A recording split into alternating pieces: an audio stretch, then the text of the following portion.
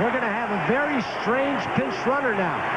With the 24-man rosters, Jack Morris is going to come on to run for Larry Herndon, who's got a terribly bad knee. He's done this before. Championship Series. As Jim Cummins reports, the Twins won with an assist from the Metrodome. My baby waves the home hanky. Not since 1970 have Minnesota Twins fans had so much to celebrate. Their team is in the playoffs at last. I've never seen it before, but you always see it on TV, and all these fans are having a great time. It's our turn. We've got a chance at it, and we're going to get it. It's been a long time in it coming, 17 years. People my age can't even remember it. This year, the Twins had the best record of any team at home. Home is this inflated dome that has given opposing teams fits in the past because often their players would lose sight of the ball against the gray Teflon ceiling.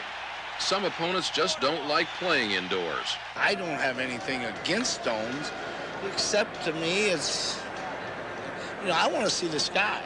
Last night, the Twins won again indoors, beating the Tigers 8-5. The stadium has been nicknamed the Homer Dome, and it lived up to that title as 3 of the first 5 hits were home runs. Game 2 will be played here tonight under the big top. Jim Cummins, NBC News, Minneapolis. A 2-0 lead in that series. Detroit took the lead in that ball game in the second when Chet Lemon hit a 2-run dinger over the wall in left center off Bert Blyleven. But it was the Twins who came back in the bottom of the second with 1 in and 2 on. It was Tim Laudner who doubled into the corner and left. And by the time Kirk Gibson chased it down and Alan Trammell got the relay home, Tom Brunansky had scored, Greg Gagne scored. That made it 3-2. It was 6-2 by the 8th when the Twins were very much in control, as evidenced by this defensive gem. Gary Gaetti on one end, Kent Herbeck on the other. A Detroit solo homer upped it to 6-3. But Juan Berenguer came in to get the save. He struck out 4 of the last 5 he faced, including Pat Sheridan right here. The Twins won at 6-3, take a 2-0 lead in that series.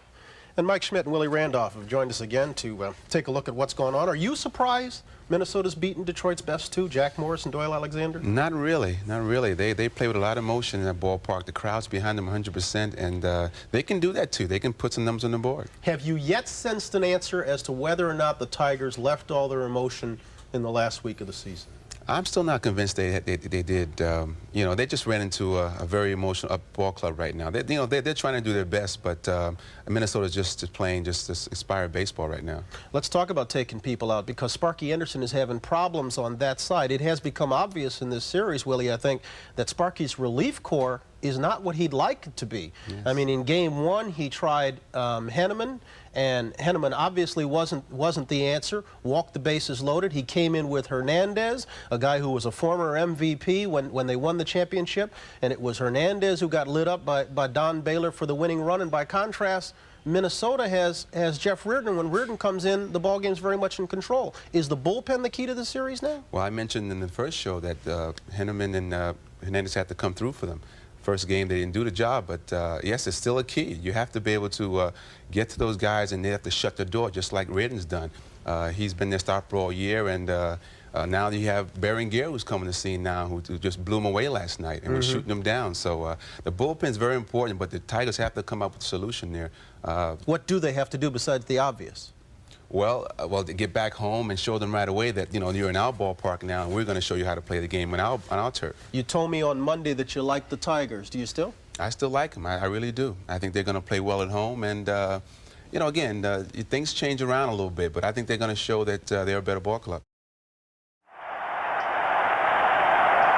It opened at the Metrodome, where the fans were almost as big a story as the Twins themselves. Absolute pandemonium. They were roaring for Reardon.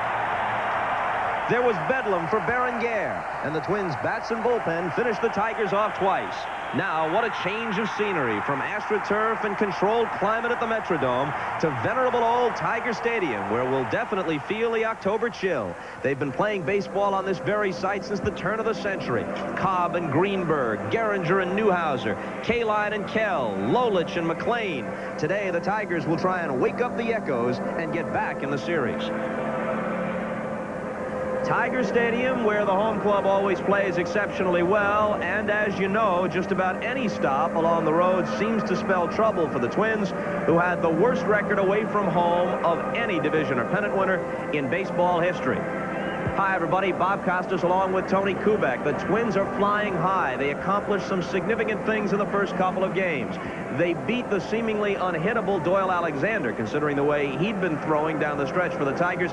It was surprising what the Twins did to him. Then the next night, Jack Morris, who had never lost in his home state of Minnesota, is beaten by the Twins as well. If this Minnesota magic is to continue, they'll have to do it on the road today and do it with Les Straker, a rookie right-hander celebrating his 28th birthday today. He spent 10 years in the minors before the Twins gave him a chance. His record was 8-10. Opposing him, Walt Terrell, the veteran right-hander, 17-10, and he loves it here at Tiger Stadium. He's won 11 consecutive decisions at home.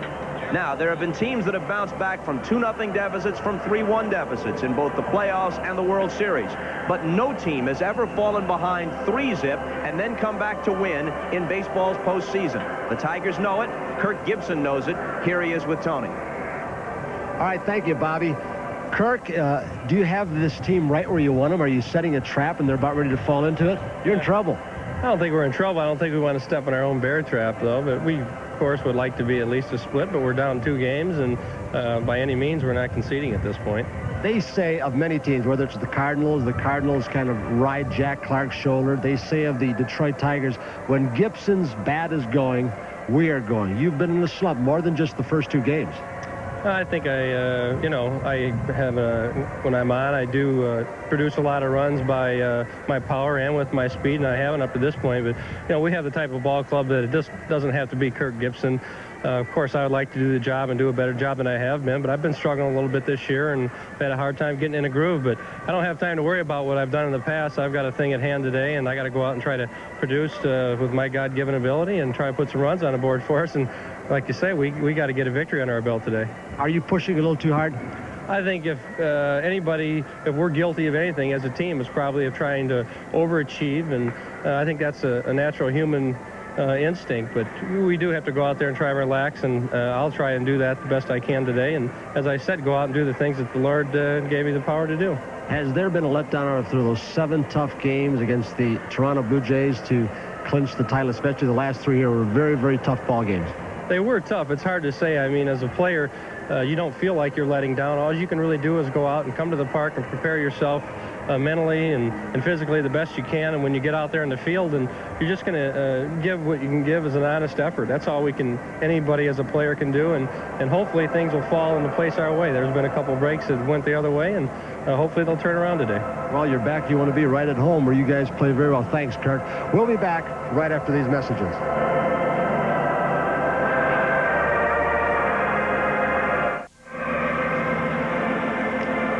52,000 or so settling in at Tiger Stadium. Same people for Kelly, except for the pitcher, of course. Gladden, Gagne, Puckett, Herbeck, Gaetti, Bush, the DH, left-handed hitter, Brunansky, Lombardozzi, and Sal Butera. Now, there's the difference. Butera will catch. In effect, he's Straker's personal catcher. The first 2 games, Laudner was the catcher, and he got a big double off Morris in Game 2. Also, Tom Kelly, knowing their run production usually goes down on the road, perhaps feels he wants more defense behind the plate, and that's why Butera may be catching today. For Terrell, the difference between home and road is as extreme as for the Minnesota team. He's 32-7 in his career here, 15-25 when they hit the road. Gladden had some big hits in the first 2 games. Takes the ball. The plate umpire is Drew Coble. Al Clark at first. Mike Riley at second. Jim McKean at third. Right field line, Durwood Merrill. Left field line, Joe Brinkman. 2-0. When Major League managers and coaches rate the umpiring staffs during the course of the season, they usually rate Drew Coble as one of the most consistent ball and strike men in the American League. And with a control pitcher like Terrell with that sinker ball, slider, and what he calls the thing, his palm ball, he may give him a little of the edges.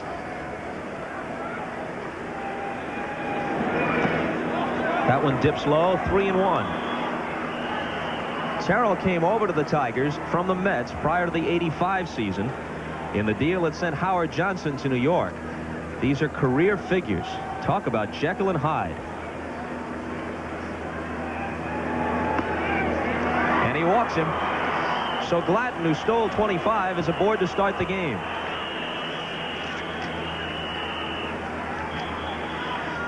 And let's see if Gladden, and they will try and run on Matt Noakes. Terrell is quick unloading to home plate. He can just glide into his delivery. See if Gladden can get enough traction on the dirt as he was getting on the turf, where you're a little bit quicker. Gagney's 0 for 5 in the series. He's had a couple of walks. Fouls this one off. Trying to go the opposite. Interesting, and it's a Joe Morgan trick that Joe did so well. Joe doing commentary for the National League Championship Series. Gladden took his measured lead, put a line. There it is out in front of him. That's where his front foot will go at this point against Terrell. He wants a point of reference to see how quickly he can get back, how much farther he can go from there. He's got a measured lead. And he's not going. Ball 1. Sparky has now made his announcement about tomorrow. Regardless of today's outcome, it's left-hander Frank Tanano who wrapped up the American League East for them with the masterpiece last Sunday against Jimmy Key and the Blue Jays. As far as Tom Kelly is concerned, he could come back with Frank Viola on 3 days rest, or he could use Joe Niekro. If they win today and are ahead 3-0, Niekro is likely. Niekro threw yesterday during the workout here at Tiger Stadium, and he was getting a little bit more on top, so apparently the shoulder is better and the knuckleball more effective than when he drops down. A good runner's pitch, a good hitter's pitch. Gagney, a smart player, can hit the ball the opposite way. We could see some movement from Gladden and maybe a breaking up of the infield. He's not going, and it's fouled back 2-2.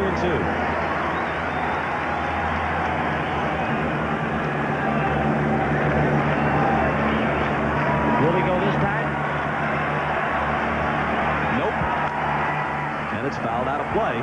It's interesting, Tom Kelly, who really has tried to manage aggressively all year long. One thing that Tommy wanted when he got the team this spring training for the entire year, more hit and running, more base stealing. Wanted Rick Reddick, his third base coach, to be much more aggressive. And he's got his best base stealer on, and at this point he's held it. Puckett is on deck. Not going, and the 2-2 pitch is again sent out of play. You wonder if that's not a tribute to Walt Terrell, his quick delivery to home plate. It certainly isn't to Matt Noakes, who has a fairly strong arm, but a very slow release. And a bouncing ball foul. Does this feel like October baseball, like postseason baseball, or what?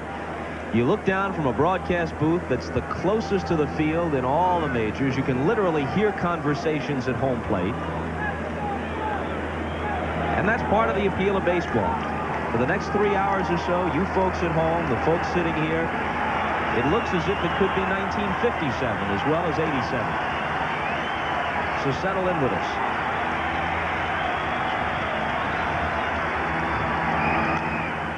Gagney continues to battle. You know, that last little portion of the weather report was very important. 30% chance of rain. Not that it's going to rain, but the fact that it is cloudy. Very important to these hitters. Those 2-day games to finish the season between the Blue Jays and the Tigers, it was bright and sunny, and the hitters couldn't see a thing, and that's not taking a thing away from Mike Flanagan and Jimmy Key, Frank Tanana, who pitched great baseball, but the clouds helped the hitters today. No shadows. And he finally strikes him out. Terrell had to work for that one. He dropped down from the side and threw more of a sweeping breaking ball than the one from the three-quarters delivery.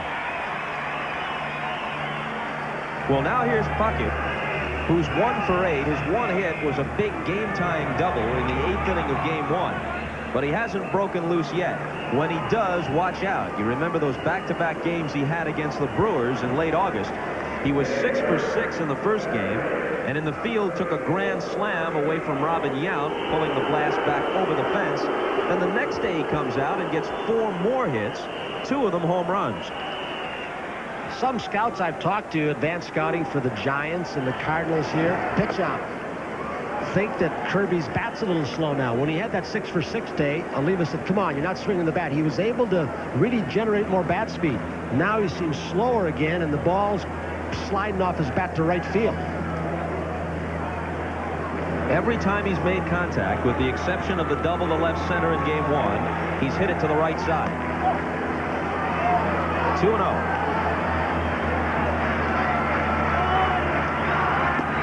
And that's a strike. Gladden at first with 1 out, 2-1 to Kirby Puckett. And that's the pitch Walt Terrell was glad to have called a strike. Right near the outer edge, flirting with it. Now he'll see how much he can keep going out for Drew Coble before Coble says, stop, you've gone too far.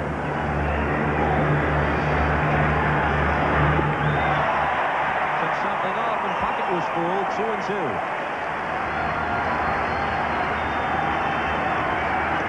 Swing and a miss, strike 3.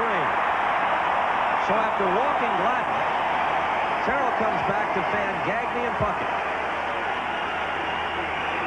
A little quick slider, and Gladden had an inkling to go, but watch the left foot of Walt Terrell.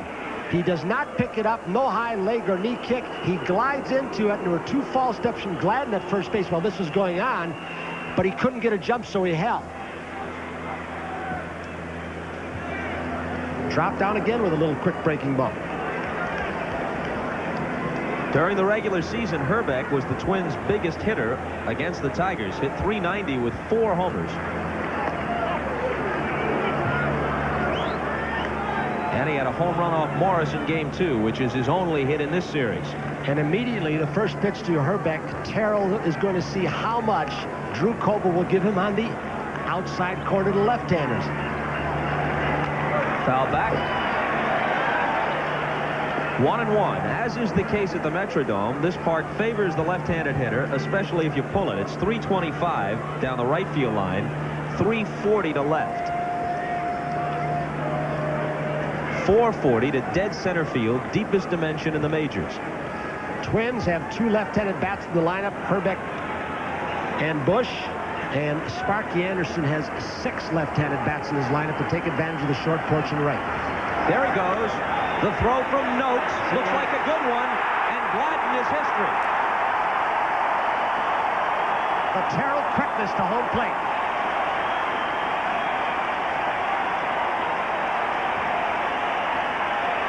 Up come the Tigers in the last half of the first. Watch the glide of the left foot of Terrell to show how he gives his catcher Matt Noakes a chance. And of course, running on dirt and grass, Dan Gladden. And if you believe the Bill Jameses, and I do a lot of things he says, and the Hurt brothers, the sabermeticians, they say you're 10% faster on artificial surface. What does 10% give you? 2 more steps. Good throw by Noakes, but it was really with dirt and grass and Terrell's strong and fast leg kick. As you take a look at the Tiger lineup that'll face Straker, you pointed out that the numbers on catchers' throwouts are often insignificant. Well, Noakes threw out only 18% during the season, but with Terrell giving him a chance, he looked like Mickey Cochran on that one. It was also very unusual, as we look at the lineup for Sparky with the 6 left-handers in it, it was unusual with Herbeck up, a left-handed hitter, with a man on base, with that right field fence out there, that you would give up a runner that easily, get him thrown out, with a slugger up from the left side, one of only 2 in the lineup. And the roar of Lou greets Whitaker. Straker just 8-10, ERA 4.37. He started 26 games, and in truth, never threw a real complete game. The only one he got credit for was in a rain-shortened game at Kansas City. Sinker slider guy, and he's developed a straight change. And a strike to Whitaker. Gaetti in close at third. 0-2.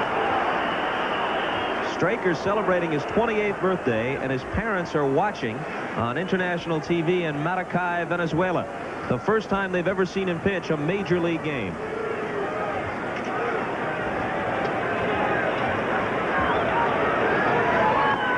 1-2. He's got a battery mate who can really empathize with the long struggle. Butera has spent 8 seasons in the minors, and here they are in the big show. A big pitch for Les Straker might be his changeup. Not overpowering, quick slider, sinks the fastball, but when he was in the Cincinnati organization, it was taught to him by Mario Soto, who had that great change. Again, a changeup just like Doyle Alexander's and Frank Viola's, the circle change. And his 2-2 pitch.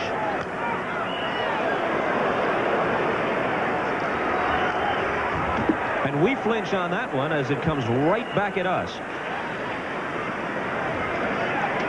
So it might fairly be said that Straker, who has pretty good stuff, doesn't do the little things to help himself. He's not that good a fielder. He doesn't hold runners that well, although they have tried to quicken his delivery a little bit. Dick Such working with him. And he's committed 5 balks this year. Whitaker hangs in. Well, he was released by 2 teams. You mentioned Cincinnati, Oakland. Went back to Venezuela, and called an old friend, Hank Izquierdo. He said, I think I can still pitch. They watched him in winter ball. Izquierdo, who works for the Twins, called Rance, the farm director. They signed him. They were desperate for pitching, and he had a pretty good September for this ball club. Did his best work in the season's final month, it's true. He had better control in September is the reason why. His strikeout to walks ratio became in better balance, striking out more than walking hitters. Gaetti moving over and running out of room. Gaetti was talking to a lot of the media people during the workout yesterday, Bob, and we were out here, and they were asking, what are the differences? And he said, well, I really like the dirt and the grass and the mud, and you can throw the grass in the air. He said, the biggest factor is going to be the wind. He said, we are not used to catching wind-blown pop-ups, and it's quite a windy day here today.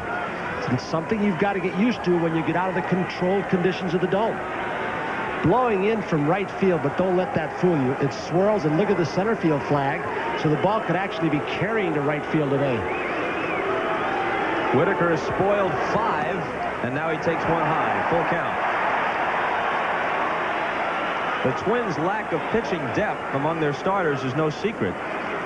Earlier in the week, they asked Kelly what his plan was after Game 3. He said a rain dance. And he walks it. And Whitaker earned that base on balls. When Tom Kelly met with his advanced scouts before this series started, the one thing they tried to impress on him was, don't walk any of the Tigers. The first 2 games, Twins pitchers allowed just 3 bases on balls. And Detroit had 4 home runs, but they only got 5 runs off of it. 1 with 1 man on base. High on base percent. If you don't walk them, they're solo home runs. But now Straker's going to get in trouble, or could get in trouble. Evans had 2 singles in each of the first 2 games. A master at setting up young, inexperienced pitchers. Now, Straker's not that young, 28, but inexperienced at the major league level.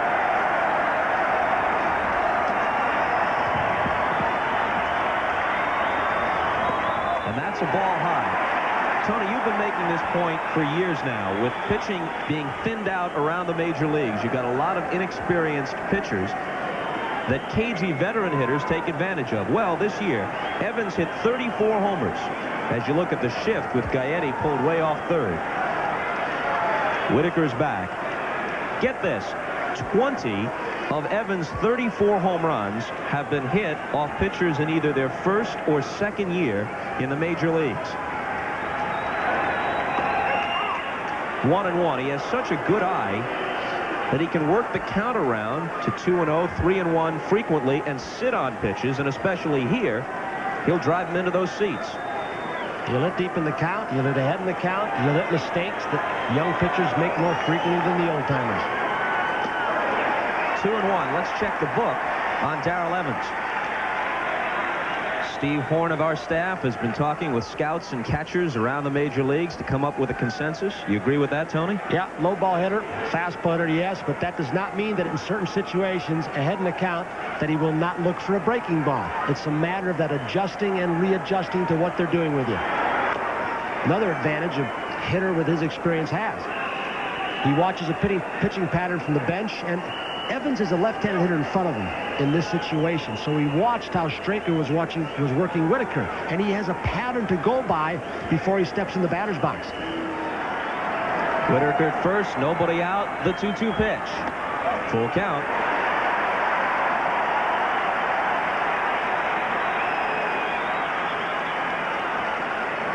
Let's see if Sparky now, unlike Tom Kelly, starts Whitaker in this situation. I believe he will. He's going, and it's ball 4.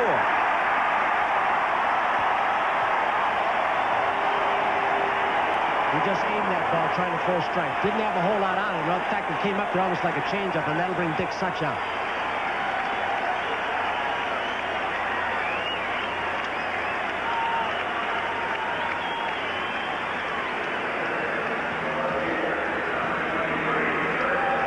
Three and 2 count. Whitaker comes inside and gets a little harder spot to run on.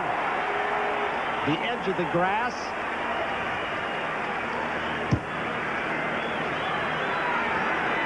We mentioned in Game 2, in recent years, there have been a lot of comebacks in postseason play.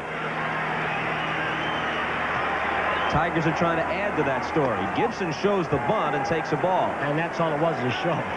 He wanted to see a fastball, and again, he was just trying to throw first pitch strike, almost with a sinking action. Didn't have a whole lot on it. So already, with a couple walks, Straker's starting to aim the ball, which is perhaps what Such told him not to do. Not in this part.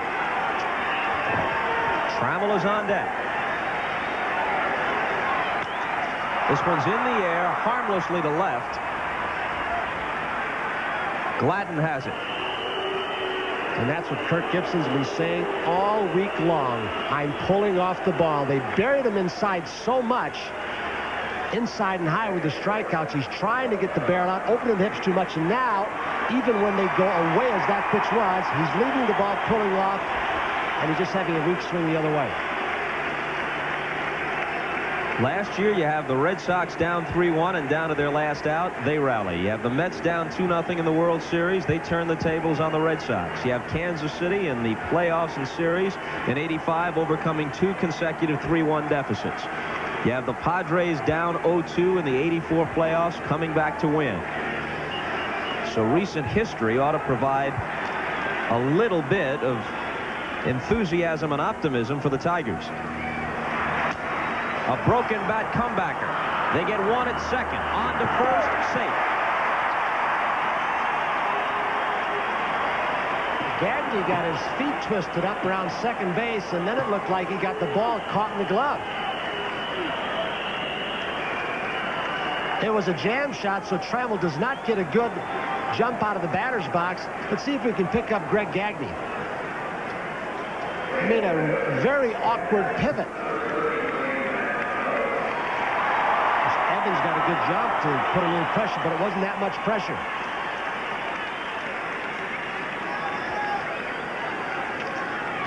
It looked like a double play all the way, didn't it, Bobby? Straker did everything he could, gave him a good throw, got rid of it well. Noakes didn't start the first game. He's 1 for 5 in the series. Ball 1.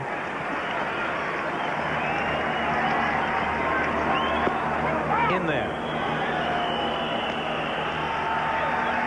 1-1. 2 balls and a strike to Noakes. You have to wonder if the Tigers would be satisfied with 2 of 3 here. If the Twins so much as win 1, they'd only need a split at the Metrodome.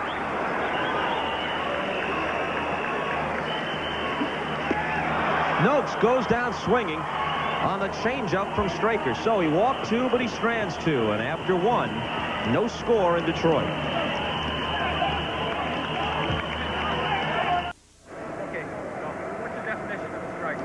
The strike zone in the rule book is from the top of the knees to the bottom of the armpit. But umpires vary in their strike zones. My strike zone probably is from the waist to the top of the knee. But umpires are different individuals. They call different games. I think what the ball players are looking for is consistency. If you call a pitch 2 or 3 inches off the inside corner, 2 or 3 inches off the outside corner, if you do that all day, that's the strike zone. Well, we've had future Hall of Famer Don Sutton working with us off and on, and he's been keeping pitching charts for us. Tomorrow night with Marv Albert, when he gets in, probably in the Red Eye, they'll do a pregame show. So a lot of the input and pitching, catching, and what umpires comes from our pal Don Sutton. And will deliver the favor Drew Coble asked for last night. Hello to his wife Kim, watching in North Carolina.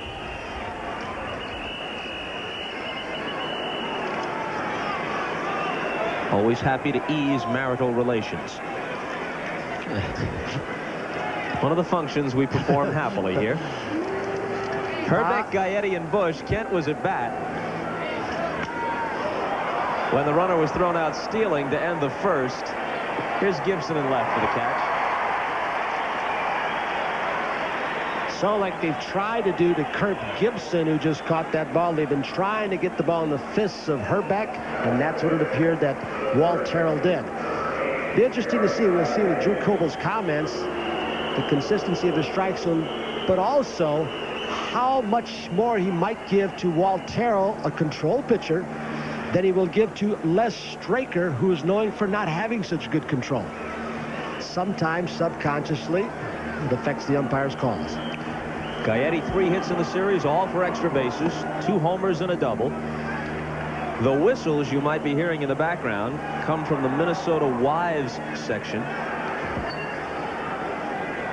He saw Patty Blyleven with her whistle in game 2. There she is.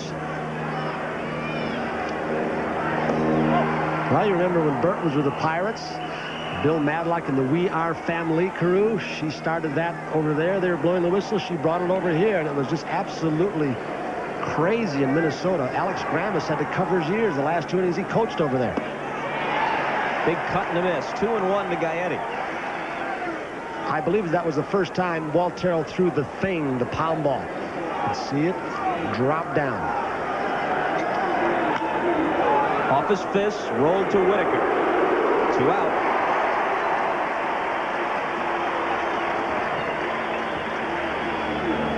Up steps Randy Bush. He's had a pretty good series thus far. Stole 2 bases in the second game and had a triple in the first game.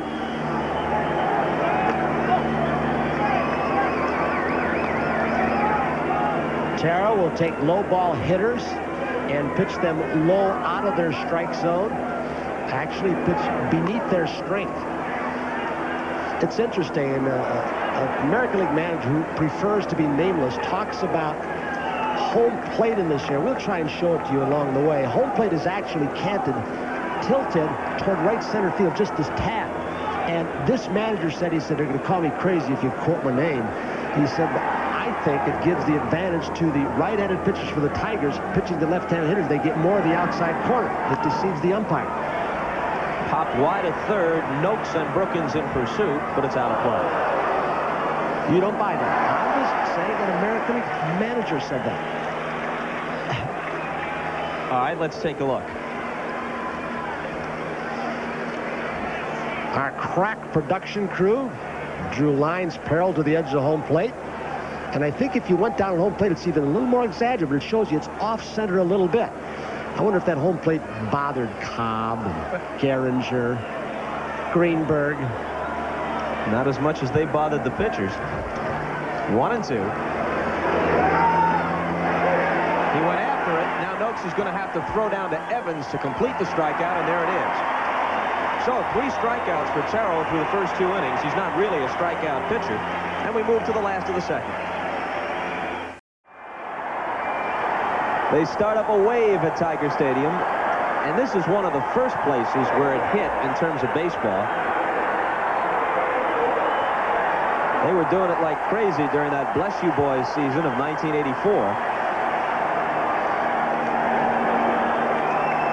Straker walked the first 2 men he faced in the first inning, but got out of it. Stranding runners at first and third by striking out Noakes. Now Lemon starts it and takes a ball. Sal Butera still trying to get Straker down in the strike zone. When he comes down a little bit too far, a little too off. So he's not yet in a rhythm or in a pattern. Still having trouble. You can see Butera saying, keep the left shoulder in. You're opening up, the arms dragging. Lemon, Bergman, and Brookins in the second. Up the middle and speared on a great play by Straker. That's a great scouting report I gave you, wasn't it? Not known as a good fielder. He just made an outstanding play. Grass may have slowed it down a little bit, but it didn't matter. That glove darted out there.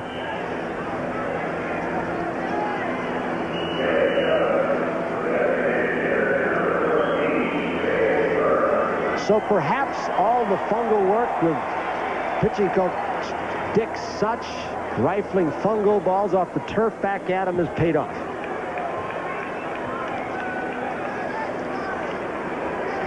Here's Bergman, had a sacrifice fly as a pinch hitter in game 1. Hit 273 for the season.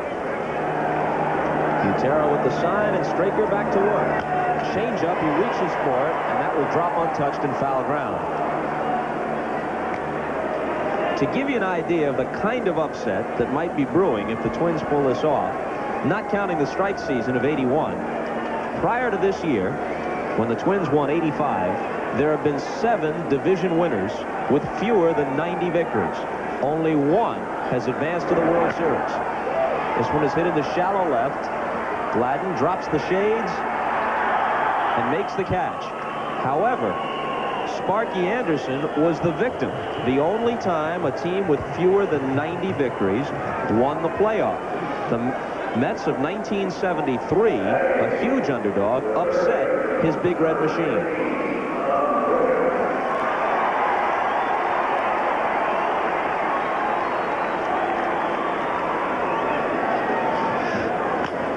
And a bouncer that's over Straker. Charging in is Gagne. Quick release. Got him.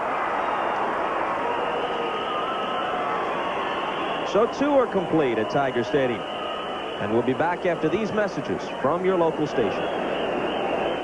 Okay, I'm going to show you some baseball sign language. See if you can steal these signs. Sparky's telling you about your Metro Detroit Ford dealer's Major League clearance sale. Did you get it? I'm going to show you fans one more time. Every new car and truck in stock is clearance priced for Major League savings. Got it? Good. You baseball fans always know a good sign. After all, this is Detroit's best team. Pat Milliken, Redford. Tom Holzer, Farmington Hills. Dick McQuiston, Flat Rock. Dean Sellers, Troy.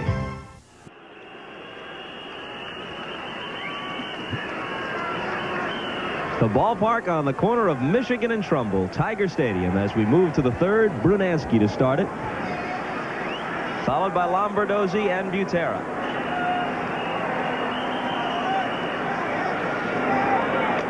And a ball inside. And these whistles are making me feel like I'm standing in the middle of Grand Central Station. After you lose this job, you can always become a traffic cop. Need something to fall back on. You can see how the pitching pattern in this ballpark has changed from the first 2 games. Terrell has been boring the ball inside on a lot of these Twins right-handed hitters. He's already broken a couple of bats. They've become a little bit of a straightaway hitting ball club, which is effective in the Dome, not so effective here. We're going to try and force him to pull the ball and get the ball on the ground to the left side of the diamond. We mentioned Terrell's home record of 13-2. Brett Saberhagen beat him here in April. Mike Witt and the Angels beat him here in May. And since then, he's won 11 consecutive Tiger Stadium decisions. The loss to Witt and the Angels is kind of significant in that at that point, the Tigers were 11-19. That was their lowest ebb. Since then, they played around .660 baseball and roared back to win the American League East. Came down sidearm, and the count is full. Most of the time when he drops down from the side, he's done it with the breaking ball and the fastball 3 times in this ball game that I can recall. He's trying to throw the ball into the strike zone. To right-handed hitters, keep the ball middle of the plate away, but especially away. When they give and they bail out, they may be more likely to swing at a bad pitch. They wanted to check down at first with Al Clark to see if Brunansky swung. He did not. It's ball 4. The second walk given up by Terrell. That's a pretty potent hitter to be hitting down in your 7th spot in the lineup, a guy like Brunansky. And really, the Fabulous Four, as they call them, the big guys have done some damage, but the little guys have done a lot more. Laudner with a big base hit driving in 2. Bush with 2 stolen bases back there. Gladden, who has triggered a couple of things. So you focus too much on the big guys who you know are going to get their hits. You can forget about the little guys. But all of the big four have had at least one big hit apiece. A ball to Lombardozzi. Puckett's only hit tied the first game. Herbeck's only hit was a homer. And Brunansky and Gaetti have each gone wild. Brunansky, one of those sneaky base stealers. He's 11 for 11 during the regular season. Lombardozzi can hit the opposite field. A guy who struck out 3 in this game, but not a strikeout pitcher, as you said. Okay. Kelly give us some action? Nope. And that one is low and away. 2-0. The fact that Lombardozzi is a good defensive second baseman and turns the double play pretty well is part of the reason why the Twins traded Tim Tuffle. Tuffle, the much better hitter, and he had a terrific year this season for the Mets, but he was never particularly adept on the pivot. Lombardozzi gives Tom Kelly much more in that regard. And if I said Brunansky's 11 for 11, he's stolen 11, been caught 11. He's just 50%. But it'll show you how Kelly likes to run. Even with a guy who doesn't have speed, he keeps him moving. He's going on the 2-1 pitch, and Lombardozzi tried to shoot it to right field, but fouls it off. There goes the runner again. He jammed him. It's popped behind Evans, who got a late start. This might drop in, and it does. Now, wait a minute. Coming back. It's Alphonse and Gaston. They're going to get Brunansky. No base hit. Second base. Do you believe it? No base hit. Brunansky is going. The infield was broken up. Evans couldn't get back, and then the decoys by the veterans. Trammell and Whitaker, who went down like they were going to turn a double play. Look at Brunansky, never picks up the ball off the bat. At that point, Whitaker and Trammell are decoying. Even if he hadn't been caught coming back, he didn't retag. Now he says, let's go back again. Mosby had a situation like this on a steal where the teams decoyed him, and Bruno's hung out to dry. It's what happens when you don't look over that shoulder in a hit-and-run situation. You pick off the ball off the bat. What a break. Man. That's first and third right there if he picks the ball off the bat. Butera, bunting for a hit rather than to sacrifice, rolls it foul.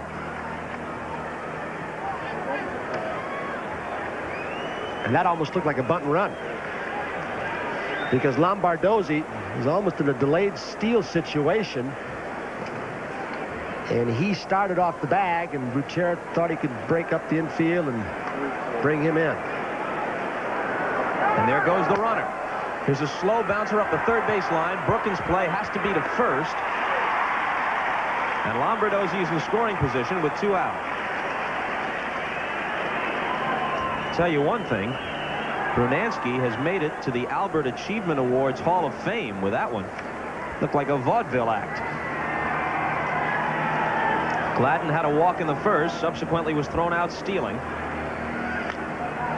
In the air to center, Lemon back a couple of steps. Puts it away. A peculiar but unproductive inning for the Twins. And on we go at Tiger Stadium. He'll laugh about it someday.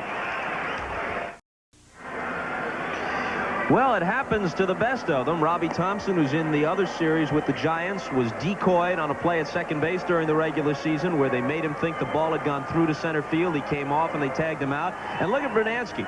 They've got him faked. The ball has already fallen in safely. And instead of at least first and second, and maybe had he seen the play all the way first and third, it's a forced play, no base hit. Well, part of it was the decoy by the veteran middle infielders. The great base stealers, the Vince Combs, Lou Brock, Maury Wills, Joe Morgan, they just took a beeline, didn't pick up the bag, so they wouldn't lose any time looking over their shoulder. But then they'd pick up the third base coach who would give them directions.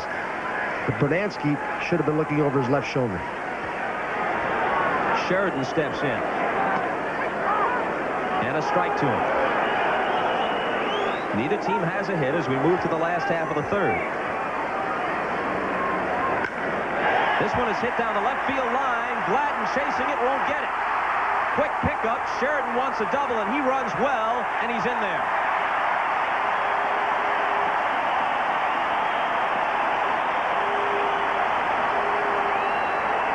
Gladden had one thing in mind as he took off in pursuit of that ball. He knew he couldn't catch it, but he wanted to get to it and come up with it quickly to prevent it from getting to the corner. And with a slower runner, he might have held him to a single or thrown him out at second. But Sheridan got out of the box quickly. And also another difference playing on the soft grass after the rains and the field being torn up. Gladden not as quick on this. The ball sticks a little bit. All it would have gone to the corner. Sheridan finally listening to Veda Pinson. Alex Grammas recommended to Sparky Anderson they should pick up Sheridan for his arm, his running speed. They were looking for speed. Harry the Hat Walker trying to get him to hit the left field, and he has gotten his 2 hits that way. So it's the game's first hit, and Whitaker takes the ball.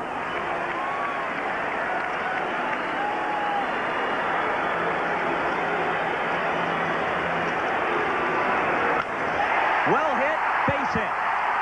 Sheridan will be stopped at third by Alex Grammas. Brunansky has a very good arm, and with nobody out, they'll be content to have runners at the corners for Evans.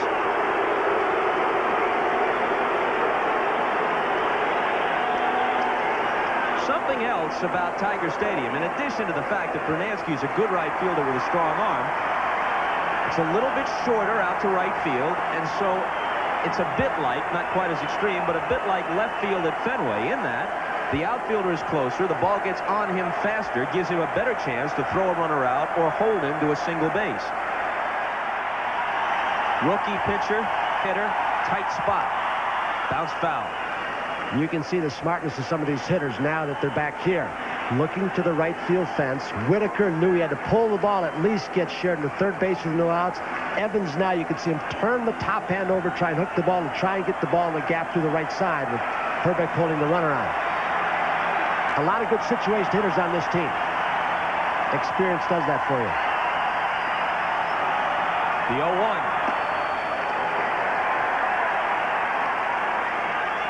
Gibson on deck, and then Trammell.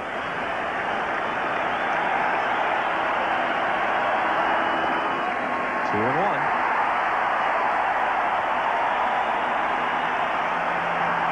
Evans does not have any running speed to speak of, but he rarely hits the double plays, only 2 all year long. It's a fly ball hitter. And he's got Straker just where he wants him. He can sit on a single pitch here if he chooses. Exactly the count that Whitaker had him at. 3 balls and a strike. Pops this one back. It's out of play. Evans had 34 homers and 99 RBIs. 3-2 pitch. Held up, and they're loaded with nobody out.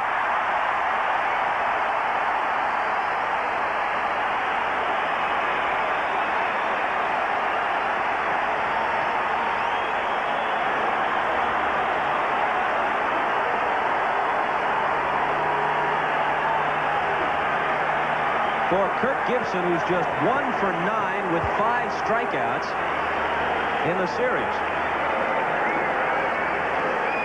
Going to get some activity for Tom Kelly.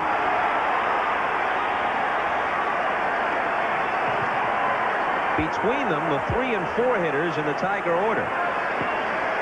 Dan Schatzler, the left-hander, pops out very quickly. Another left-hander they have in their pen. Those 3 and 4 hitters, Gibson and Trammell, are a combined 2 for 18 in the series thus far. Kirk Gibson has never hit a grand slam. Racing over Gaetti. And it's a couple of rows in.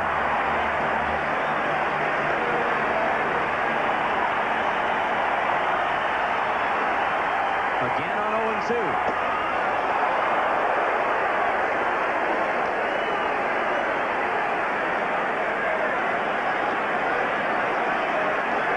One and 2. A bouncer toward the hole. It's backhanded by Herbeck. He gets the force, and that's all. And Herbeck continues to excel with the glove in this series. A run scores, 1-0 Tigers. Runners at first and third now, 1 out.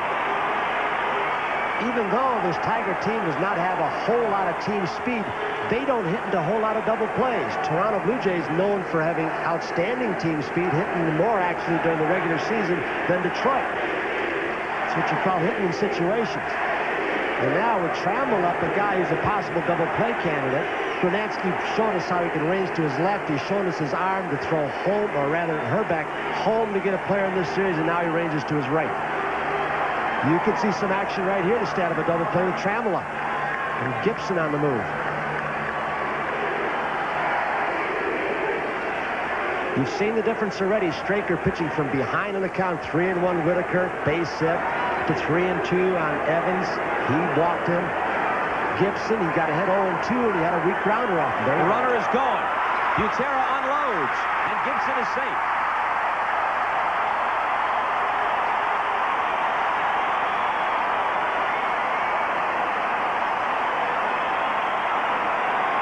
He had a good pitch to throw on. It was up and outside, so he was able to spring out of that crouch, but Gibson had a good jump. Whitaker at third had no thought about coming home, so they move another man into scoring position. Kirk's stolen base total would probably have been higher, not that he had a hamstring pull near the end of the season, had the slow start with a ribcage injury, and he just stole that on Straker, who was focusing on the main man, Trammell, the hitter.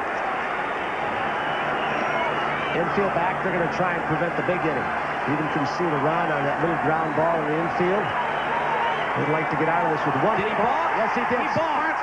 Sparky popped out of that dugout 6-7 steps, saw the ball as he started to go into his stretch and then stopped.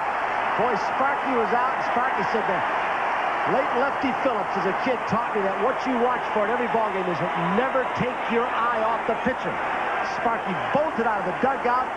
At least 3 umpires that I could see, arm went up and called the balk instantaneously, so the kid got rattled. Watch it. Foot on the rubber. Right now, the runner on third base was jockeying just a little bit. Watch his glove hand and the ball hand, as they are doing a lot of sign switching. Everybody popped out, and I'm trying to think. It's almost imperceptible. Let's see from this angle. He's doing a lot with the baseball behind his back. He was nodding his head, but so many times a veteran pitcher can get away with those motions with a foot on the rubber. Don Sutton might shake signs up. Did he call for the nod of the head? Now the infield comes in, and Trammell hits one softly over that infield for the third run.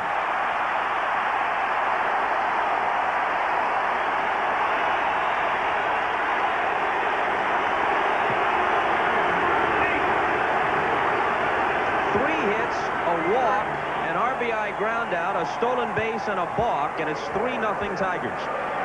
You know, that ball call was all but imperceptible, and if they called it for the nodding of the head, which a lot of veteran pitchers do to shake off signs, change signs, all kinds of things, it was splitting very fine hairs right there, folks. You know, almost before the balk was called, out of the corner of my eye, I see Sparky Anderson bolting out of the dugout from the top step. I don't think he actually called it. He may have influenced something. Interestingly, Kelly really didn't argue. Such went out to settle Straker down. That was really borderline.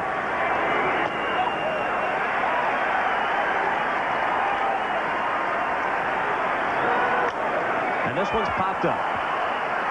Gagne wants it. Gagne has it. Here's what one of our cameras got. Sparky going back to the dugout after he bolted out almost before the balk was called by the umpires. And he's talking to a veteran pitcher, Doyle Alexander, who might have helped him to spot it, although Sparky doesn't need that much help as long as he's been around. There's Sparky. He's showing Doyle what he did. Doyle's probably, I don't know if Doyle's saying, what did he do, Sparky? What did you see? Sparky's not going to admit it, but he may have pulled a psych job right there. Pitch out, and Trammell isn't going anywhere as Lemon steps in. Chet got the Tigers out in front early in Game 2 with the long homer off Blyleven. But Morris couldn't hold the lead. You just had a pitch from Straker, which to me was more of a balk than what he did before. Didn't stop at all, but right in his delivery, not even a pause, came to the bat, went right home. Rushed into his delivery.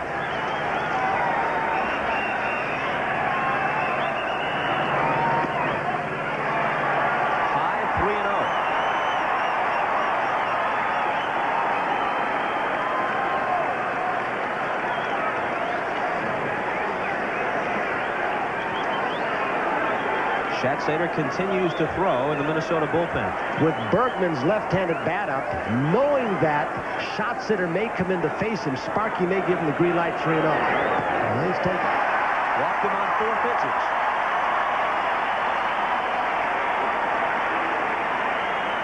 Straker has never pitched a complete game in the major leagues, except technically that rain-shortened game at Kansas City. He's approaching 70 pitches.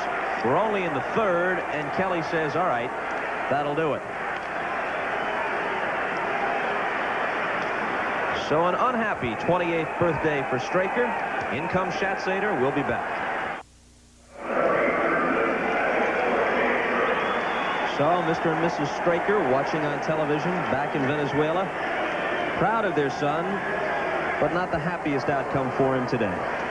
He had pretty good stuff. He was behind on the count a lot today. Dan Schatzeder, who has struggled a good part of this year. Times he can have a very good curveball. Herndon steps in when they make the move to the southpaw, and he'll bat for Bergman and assume the designated hitter spot. That's a strike. You saw Schatzeder's ERA over 6. Opposing batters have a combined batting average of around .330 against him. He has been pummeled,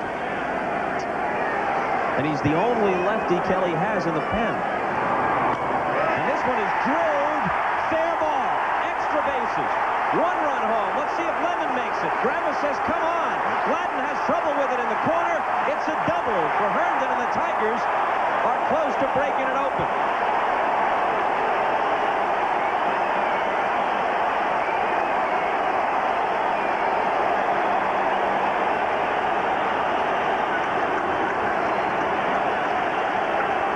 I tell you, in this series, home field advantage is like in a basketball or hockey playoff. It's not an edge. It's a huge difference.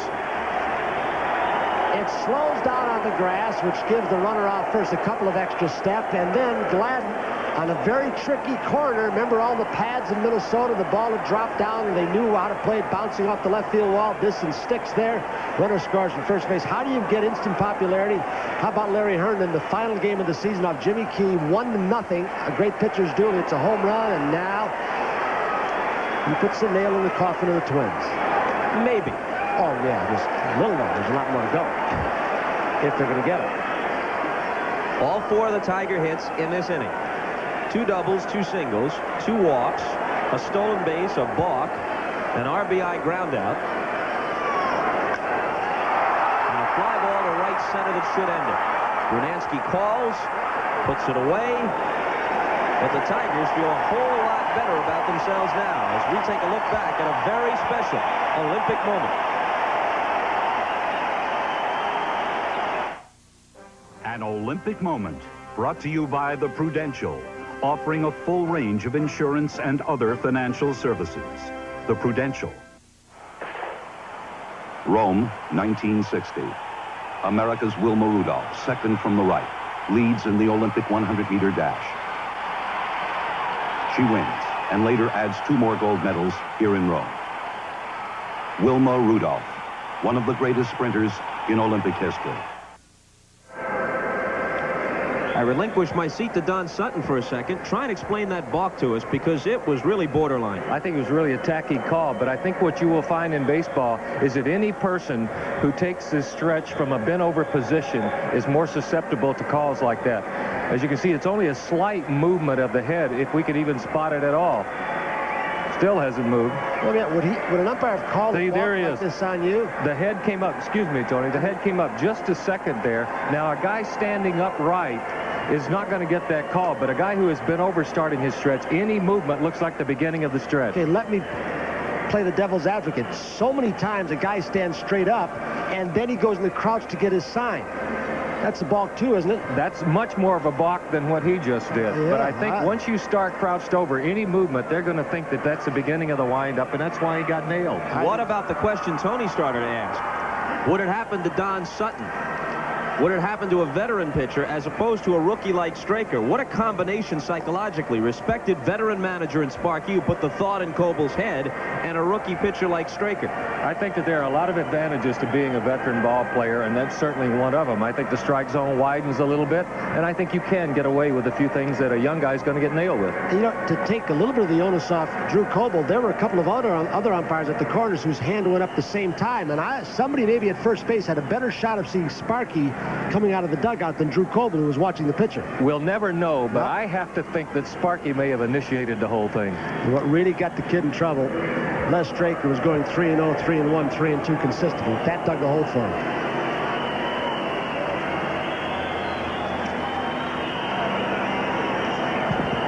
Now Terrell has a 5-run cushion to work with as we go to the 4th. Gagne, Puckett, and Herbeck to face it. Ball 1. Trying to get something going. Those Twins wives start up with the whistles. And as luck would have it, they're right next to our field microphone. Gagne gets a hold of one. He sends Gibson way back, and it's out of here. Gagne, who hit 10 during the regular season, jumps on Terrell for the Twins' first hit and first run.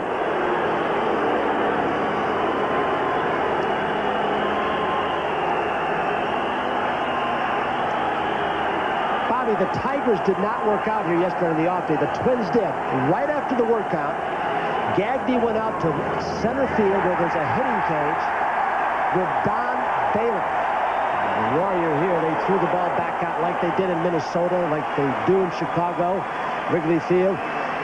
But Baylor trying to get Gagne to get on top of the ball a little bit more, and he got on top of that hanging slider.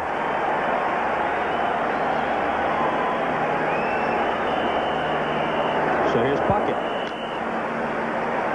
who struck out his first time and is 1 for 9 in the series.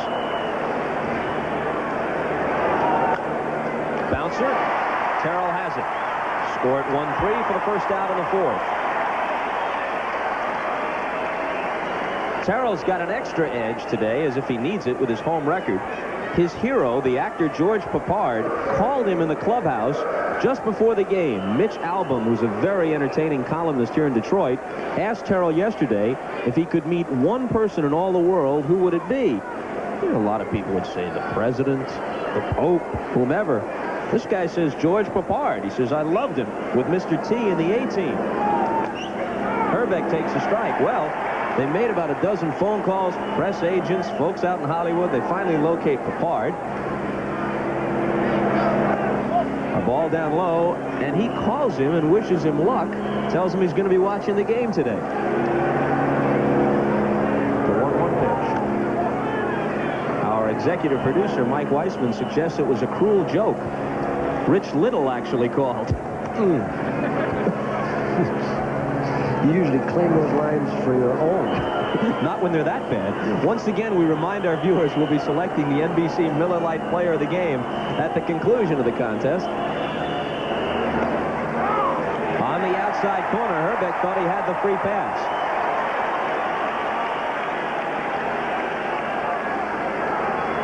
It's the pitch that if Herbeck gets, now that he's got this lead, it's going to be awful tough for this Twins team to come back on. Good sinking action, little running away, right near the outer edge, and he goes right back out there. There it is, ball 4. Terrell has walked 3, and he struck out 3. Allowed only 1 hit, the Gagne homer. The one thing the Twins have done all year long in their own ballpark is come back from deficits. But again, with that center field you're seeing there, a lot of these right-handers, because of the dome in Minnesota, become straightaway hitters. And straight away here to dead center field doesn't help you a bit. Gaetti has admitted he had a couple of mistakes for home runs, and they were a team that took advantage of some mistakes. They really didn't miss many chances. Gaetti jumped on things, and that's a sign of a good team, the Twins. Swing and a miss at a fastball. You know, for the past couple of years, shooting the breeze on the game of the week, whenever the conversation turned to underrated players, you and I agreed that Gaetti might be the most underrated player in the American League. Consistent power hitter, over 100 RBIs each of the last 2 years, Gold Glove third baseman. Now he gets a chance on a national stage, and he's seized it. That's another base hit for him. Didn't hit it hard right off the handle. But the Twins have first and second with one out. Gaetti sneaked up on Beal. Remember, he had 230 his first year. He played double-A ball, jumped right up. Calvin Griffith and John Brophy, the farm director, then rushed some of these young kids, thought they were ready. Now they've made the adjustments, hit straight away, learn how to look for certain pitches. Well, if Bush gets hold of one here, things could become very interesting. He hit 11 during the regular season. And how things change when you're down by 2 games in a 7-game series. This, during the regular season, there'd be nobody up in the bullpen right now. But Sparky's got to get somebody up now. Eric King, another former Giant, is throwing. How it changes when you're really struggling to get back. 4-run lead, couple men on, 1 out. Can't afford to wait too long with it, Terrell, even though Sparky's bullpen has struggled. Brunansky on deck. And this ball is whacked over Evans for a hit. Herbeck is waved home. They'll have runners at first and third. It's a 5-2 game, only 1 out. And Brunansky will become the tying run at the plate. That's going to get Billy Muffet out in a big hurry.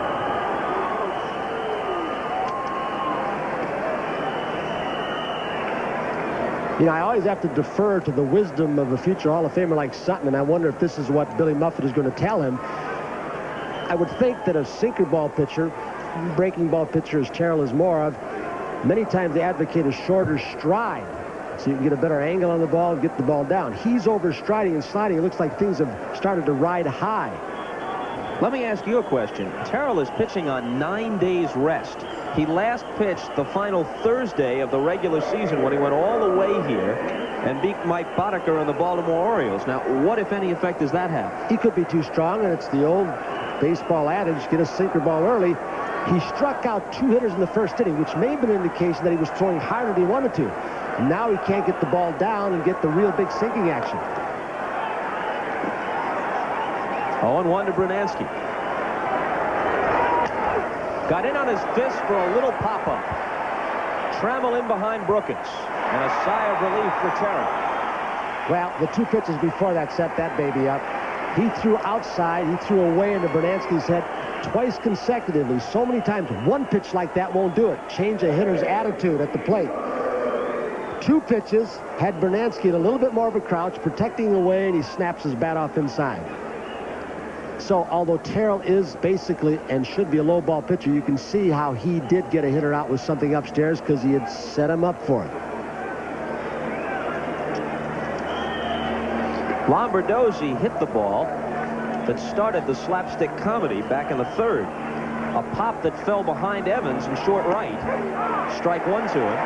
But Brunansky, thinking the ball had been caught, came back from second, and it wound up being a force play instead of a hit for Lombardozzi. A high chopper. In comes Whitaker. That was one smart. of 2 ways. Smart. Oh, boy, he was going to tag him, and he saw the run was going to score, and he stopped from tagging him to get the last out, or that run might have counted. Good play by Whitaker. What thinking.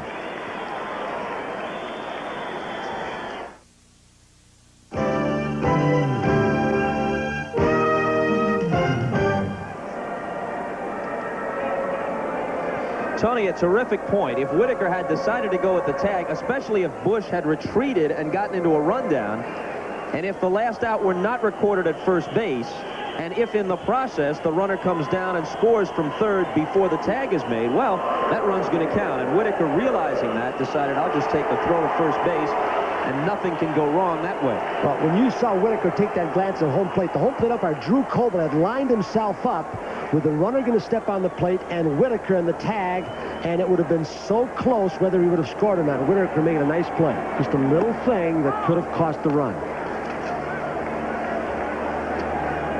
The Tigers sent 9 men to the plate in the 3rd. Sheridan was the guy who started it with an opposite field double.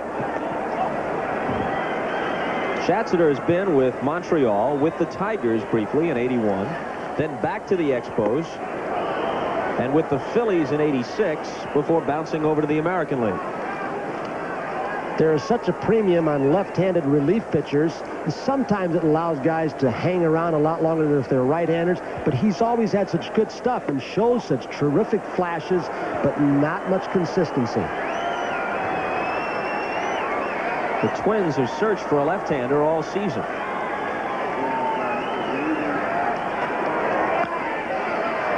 Roller down toward Herbeck. Easy chance.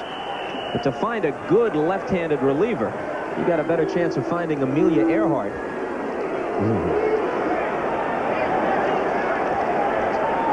Do they give the school kids Monday off here in Detroit? Whether they do or not, they'll take it whether they give it to them or not. That's an excused absence in my book.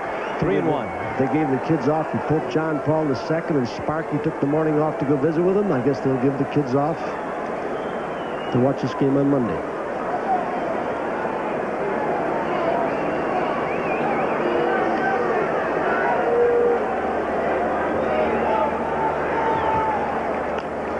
And another slow roller. Herbeck will have to get it over to Schatzeder. It's close, but they get him at first. Of course, that's assuming there is a game on Monday, that the Twins don't come back and win this one and then finish the Tigers off tomorrow. If Minnesota wins this 4 straight, it's one of the stories of the year in sports. Well, a lot of people think Tom Kelly's team coming out of spring training for as low as 6th in the Western Division. I mean, they battled all kinds of adversity, but the thing they did, which is often overlooked, even with their record, which isn't the best, is they won when they had to. They took advantage of things when they had to. His personality let them do that. Ball 1 to Evans. Hit to center. Kirby Puckett almost in his tracks. And Schatzeder works a 1-2-3-4. We'll be right back after these messages from your local station.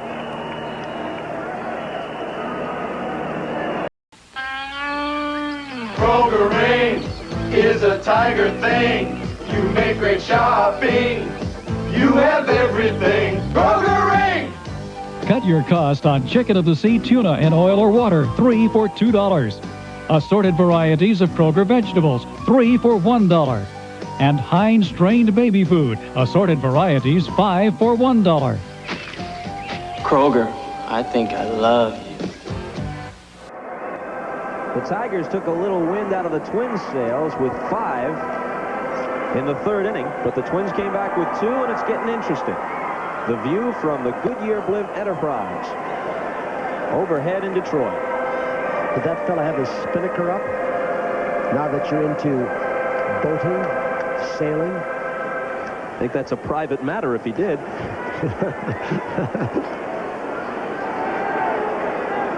Marv and the Fight Doctor, Michael the Silk Elijah Day, and Frank Tate next from Vegas. What would you do without a great straight man? Danny Cox tonight from the stick, Candlestick. Danny Cox versus Mike Krukow. They had a couple things going there last night, didn't they, with the Cardinals coming back and Hackman Jeffrey Leonard getting hit. Next thing you know, you get Tony Pena getting thrown close to. Butera hit just 171. Both Twins catchers under 200 for the season. Let me ask you this. When you were playing in the 50s and 60s, if a Jeffrey Leonard had hit 3 home runs and rubbed it in as he has by touring the bases over Brookins for a leadoff hit, Butera didn't hit it well, but he placed it very well. It looks like Terrell is trying to work in that palm ball a little bit more, and that appeared to be up in the strike zone. Something off speed. I think it's the palm ball. Got it up. Remember the last time up, Butera faked the bunt. That may have kept in Brookins for that, and he may have just looped it over his head because of it. Gladden with Gagne on deck. How long would it have taken for one of your pitchers to buzz Leonard? First of all, it wasn't done in the 50s and 60s that you watched home runs. You know who was one of the first to watch his homers? A guy universally well-liked, Harmon Killebrew of the Twins. He hit him far enough that he, I guess, deserved to admire them. To the opposite field, could be trouble. No, Sheridan's going to get there. That's why they wanted him. When Alex Grammas, we said before, told Sparky, we've got to get that extra speed, and he's the one who talked Sparky Anderson into getting Sheridan. And really, during the last month of the season, Sheridan was not a part of the pennant clinching of the East. It was Scott Lasater, a little left-handed hitter who plays the outfield well, throws well, made some big catches. So there's the great third base coach, Alex Grammas. He said, see, Sparky, paid off. That's what I told you. Gagne homered into the left field seats his last time up. Breaking ball hit in the air to center. Lemon's right there. And back to first is Butera. Kirby Puckett still waiting to break loose. 1 for 10 in the series. He tied Kevin Seitzer for the league lead in hits at 207. Seitzer of the Royals, who ordinarily would be Rookie of the Year, but for the presence of Mark McGwire, became the first rookie to get over 200 hits. Tom Kelly in 23 years. Excuse me, Bob. Fouled off. And Tom Kelly, to give Puckett a chance to do that, moved Puckett the last few games up in the batting order. Instead of hitting him third, he hit him second to maybe get him those extra couple of at-bats, and it really paid off. Last rookies with 200 hits, both in 1964. Oliva of the Twins and Richie Allen of the Phillies. 0-2. Evans is playing behind the runner. Butera, no threat. 2 outs here. And they're not going to take the bat out of Puckett's hands.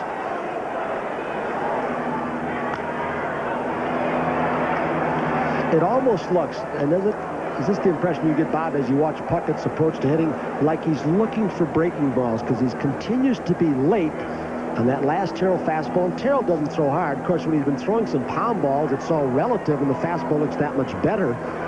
But his bat is really dragging, and he's late on everything. Well, the long-time book on him, his first few years in the league, dead fastball hitter. Maybe he's consciously tried to change and is guessing breaking ball. Which with 2 strikes can get you an awful lot of trouble at times. Butera goes and Puckett strikes out on a pitch that was probably high. So Kirby's struggles continue. 0 for 3 with a pair of strikeouts. And we'll be back.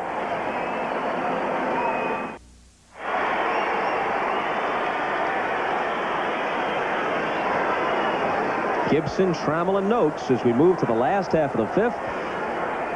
5-2 Detroit.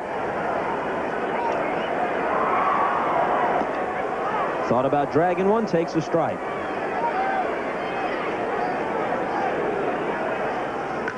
And there's another base hit, sharply into center field. The second hit of the series for Gibson.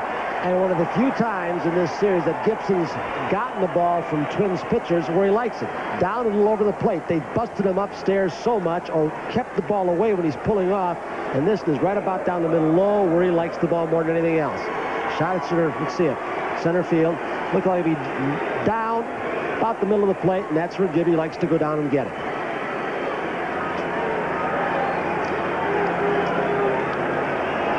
Trammell had an RBI single his last time. 1 for 2 in the game. 2 for 10 in the series. Strike 1. In the first 2 ball games, the Twins were so opportunistic. They scored 5 runs with 2 outs. None scored by the Tigers with 2 outs. Tigers already have 2 in this ball game after 2 are out. So they're getting the hits today anyway when it counts. Trammell starting slowly in this series in contrast to the 84 postseason when he hit .364 in the 3 playoff games against the Royals, then became the World Series MVP, going 9 for 20 with 2 home runs against the Padres.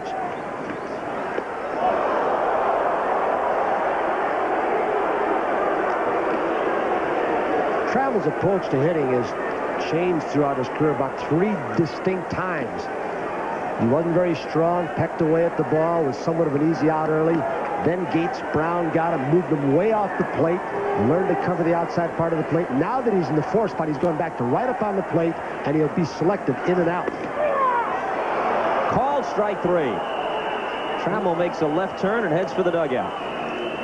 Little tailing fastball as Trammell's trying to protect the outside part of the plate and just tail back in for Drew Coble and Dan Schatziner.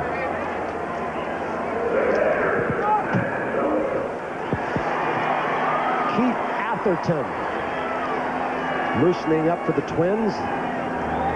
Used to be with Oakland. Noakes is 0 for 2. Those are just some of the moves that young Andy MacPhail, the general manager, made. Reardon was the big one, of course. Tom Kelly was another big one, but he really went out and got the Beringers to help out, the Athertons to help out, tried to get some pitching from the left side. That's why they went out later in the season to get Steve Carlton. Went out and got Al Newman, had a little more speed, and maybe platoon at time in second base. And a ball to Noakes. The 2-2. Full count, so. What do you do with Gibson? Start him. Dick Trzaskowski's going to probably alert him. Make sure he pitches. Don't let him throw behind you.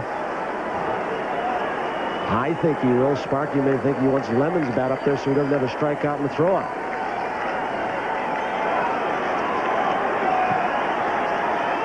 Noakes doesn't hit that much against left-handers. Gibson goes. And this one is hit softly down the right field line. It's a very long run for Brunansky, and he gets there in time. And you probably see a good illustration of what Gibson did, but Brunansky did not earlier. Brunansky makes the catch. Remember, he got caught in the silly rundown when he couldn't find the ball in the decoy. Gibson took off, glanced over his shoulder, saw the ball in the air. Watch it. He's watching the ball off the bat. You don't need a coach. Brunansky needed a coach, couldn't find him, couldn't get help, and he was gone.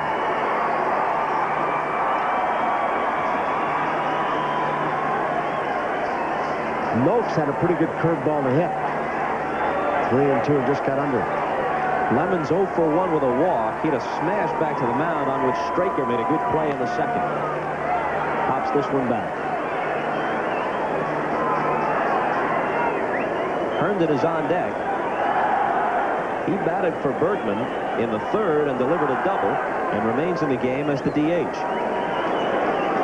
That's where saving those inherited runners is so important.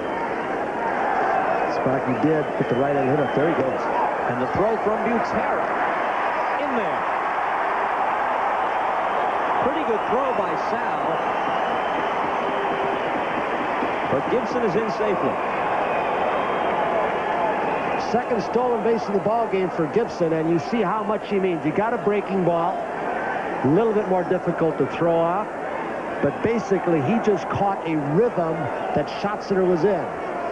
Maybe it's looking one time. It's a certain count, and so many base stealers will sit on the bench or even when they're on first base and actually count to themselves. What's his rhythm? What does he do? 1001, 1002, 1003, and he got him in rhythm and made it look easy stealing. 2-1 now to Lemon. Strong throw by Butera and a quick release. But even a perfect throw, even had it been lower so that the tag and the catch of the ball could have been made simultaneously, I think Gibson would have been in there. Change up is a strike, 2-2. Did he go around on that? They check, and yes, he did. Al Clark with the sign at first. So for the Tigers in the fifth, no runs, a hit. Here it is. Yeah, Lemon went more than far enough. Butera had to eventually pick it up and tag him, and we'll be back.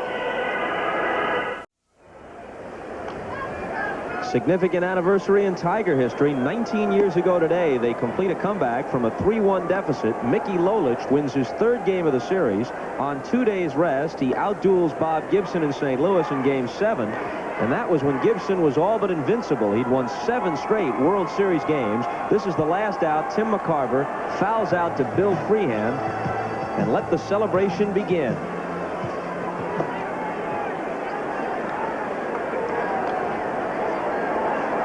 Mayo Smith was the manager of the Tigers in those days. One of the most brazen moves ever made in the World Series history, taking a great outfielder, Mickey Stanley, who'd never played there before, played 7 games, never made an error, and I don't believe he ever played there again. He used him over Ray Euler at shortstop, right? And thus they got Kaline and Northrup and those bats in the outfield. No DH back in those days. Herbeck to start it against Terrell in the 6th. This right-handed staff for Sparky Anderson is so good, making the left-handed hit the ball to center field. You can see ran it away, he's going out there again. Well, he went for the breaking ball. Interestingly enough, in the Metrodome, Herbeck took that pitch, the same pitch, low and away, and lined it to left center field and got a little more carry for a home run. He tried to hit it down the third base line, but instead he hit it right at Brookins, who was playing him way off the bag, and that was Herbeck's idea. But instead, it was just a routine ground ball. And that's why when you've got a veteran staff like they do, and of course a little help on the dirt and grass where the ball doesn't get through the infield so fast, they throw it where you want it. You can set your defense accordingly, and that's why the Tigers' defense, even though they don't have the speed of the Twins, are still about as good on this surface. His thought was if he could just poke one that way, a little bit more toward the bag, he'd have an easy extra base hit. He got fooled a little bit too, I think. He was pulling off, and it was a little bit off-speed pitch. Gaetti lost one to right center. Lemon takes off and gets there at the edge of the track. Don't get mad, folks in Minnesota, but in the Dome, that's an HR. Gaetti hit that ball as well as he did his 2 home runs there, and that's the difference again in this ballpark. The way the ball carries, not as well here, even though this is a home run park in the power alleys, but you better get it to 365 and 370 and not to that Death Valley near the center field. And again to right center, where Gaetti has tremendous power. Hit his 2 home runs and his double at the Metrodome in that general direction. Here's Bush. Ball 1 to him. Baltimore both hit over 200 homers and yielded over 200 homers. First team that's ever done that. Cal Ripken's pitching staff was much maligned and with good reason. Well, you said it early in the season when we did a Baltimore Orioles game that it's the people playing in the park and not the park sometimes, and that's what happened in Baltimore this year. 3-0 pitch to Bush. I'd say a little bit of the same in Wrigley Field where the pitching staff struggled. And they got Andre Dawson and they started zonking the ball all over the place.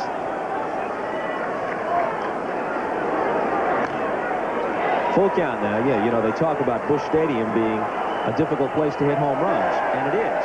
If you put the best power hitting club in baseball there, their total would go down. On the other hand, the total is made lower still by the type of baseball they play there. You make a decision. Do you build a team around speed? Do you build it around power? American leagues, for most parts, build it around power. National League, more artificial surface, a little bit more around speed. I'm going to show you another little quirk about this grand old ballpark in right field. Sometimes you can hit a ball that's 325 down the line. If it's high enough, you say, well, it only went 315, but it catches that overhang about 10 feet out, and you get a home run in less than 325 feet. That used to happen at the old Polo Grounds, too, in left field. You'd see a guy camped under a fly ball, and as he waited for it to descend into his glove, it would just nick that overhang for a frustrating home run. Ted Williams always said this was his favorite park to hit in, at least among the road parks. Ask Mickey Mantle about it. Ask the late Rogers Maris and Norm Cash about this park.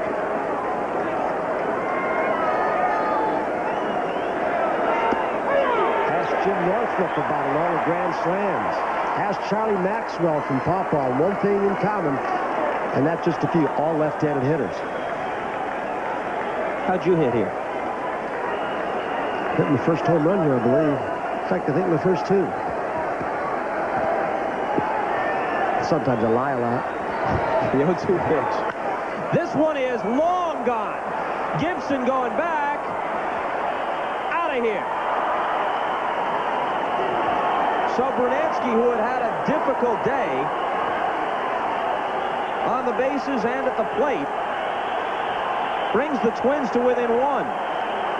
And the wind didn't help that at all. No. That ball was really crushed, and because of the wind, it had to fight its way through and only got in by a few rows. When it first left the bat, thought it was gone easy. It's another one of the oddities of this ballpark. At this time of the year, like a lot of parts, the wind blowing in from the north or northeast. That's what it is today. If you get it way high above the stands, and that was hit so high and hit so hard, the wind killed it. If you're a little lower, sometimes it sweeps and it'll help it. Well, what do you know? We've got ourselves a ball game. Evans into foul ground over near the Twins dugout. And that finishes it in the 6th. But Terrell watches another one leave on him. Gagne earlier, now Brunansky. And his lead is trimmed to 1. This one is long gone. Gibson going back. Out of here.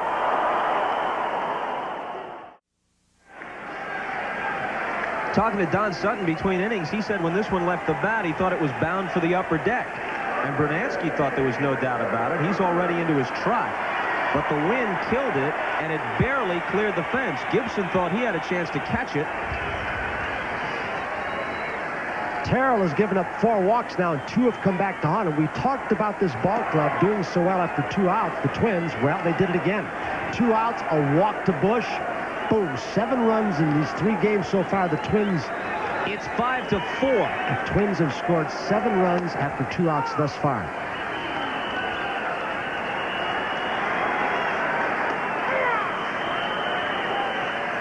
The Tigers got 5 in the 3rd. The Twins get 2 in the 4th and 2 in the top half of the 6th. And Schatzeder trying to keep it close, and he's been able to do that job since Herndon came in and hit the double off him. He strikes Herndon out here. When Schatzeder came out of the bullpen in the 3rd, Herndon came on and greeted him with a double. And the Tigers increased their lead. But since then, Schatzeder has done what a long reliever is supposed to do. Hold the other guys in check and give his mates a chance to rally. You can see when Schatzeder gets the good tight rotation and the hard breaking ball, it just keeps going. It's difficult to lay off. And Brookins fouls it out of play.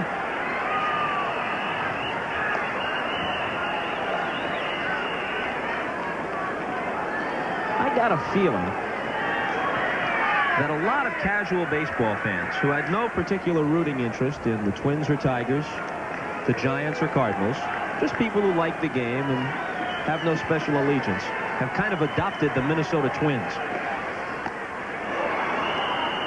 They're a spunky bunch, and that atmosphere at the Metrodome captured everybody. And here they are, down 5-0 against a club that is generally thought to be superior. And instead of throwing in the towel, back they come. Well, we've already seen articles in both cities, the Cinderella story, a team of destiny, and all kinds of corny stuff that comes out. And when you see what they've done to this point today, what you expected over there in Minnesota, so they've been great there all year. And one of the advanced scouts, again, who should remain nameless, said, we saw this team finish the season in Kansas City. They looked like little leaguers. He said, we didn't know how to scout them. Twins won their last one in 1970. They won the first 2 American League West championships after the switch to divisional play, 69 and 70. Schatzeder has now struck out 4 of the last 5 and 3 in a row.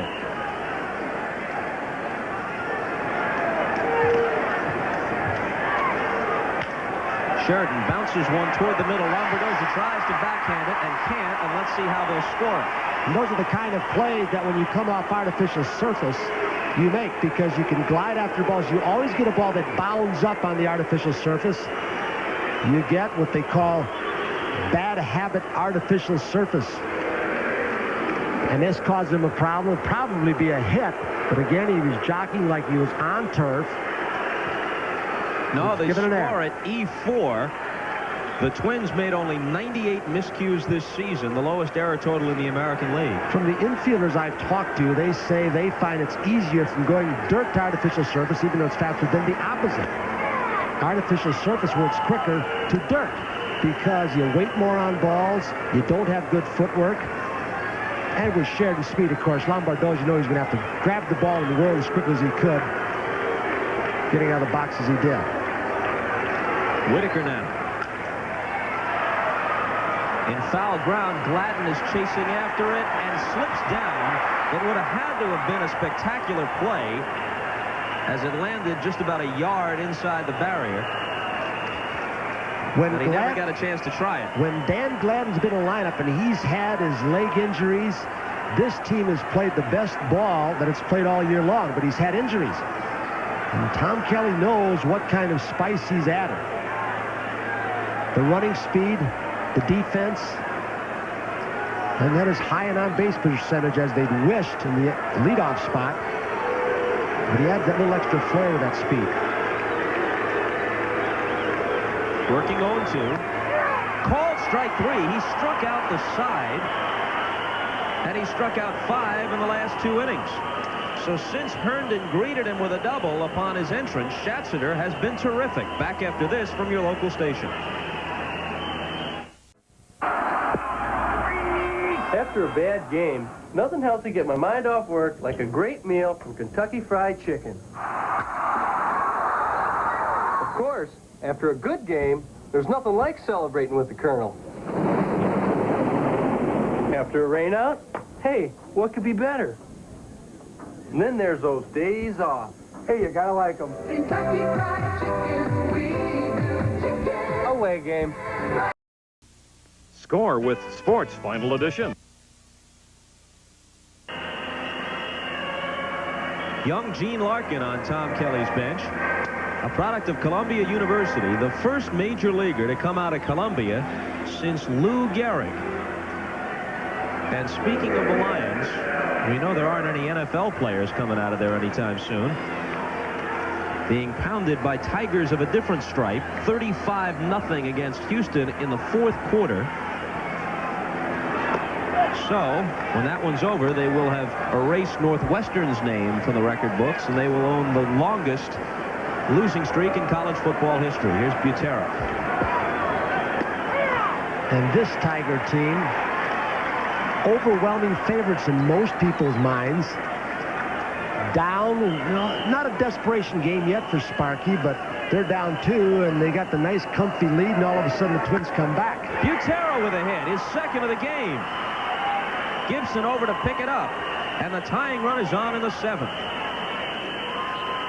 His last 6 starts at Tiger Stadium, Terrell has gone the distance, but he's wavering here.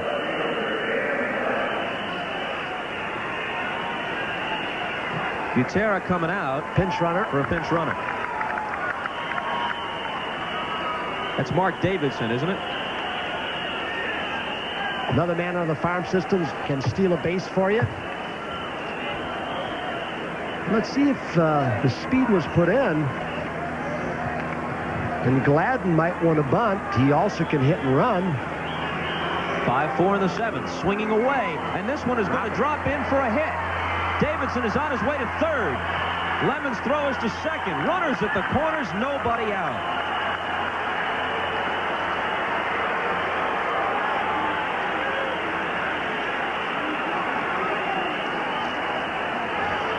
Terrell getting the pitch up for Tom Kelly's hitter with the pinch runner going 1st to 3rd, so it's Rick Rennick talking before the game saying we've tried to teach our young players, and Davidson is that, to watch the angle of the ball off the bat. If it's to the glove side of that center fielder, in this case Lemon, you pick up a few extra steps. By the time he gets out, he's going to turn all the way around and try and get the ball back to the left side of the diamond, 3rd, so you can got the extra 5-6 strides. So all the base running work with Rennick and Tom Kelly's paid off. Terrell did get a ball up in the strike zone again, tried to jam it, and he fought it off the other way. If the Twins come back and win this, what a tip of the cap will be due to Dan Schatzeder. The first man he faced, Herndon, doubled in 2.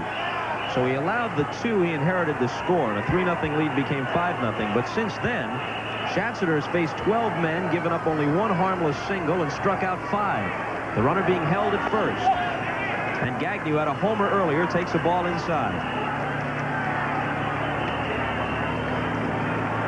And with Terrell's control going all over the place for most of this game, you got another hit-and-run situation with Gagnew. Out comes Sparky. He don't like what he sees at all.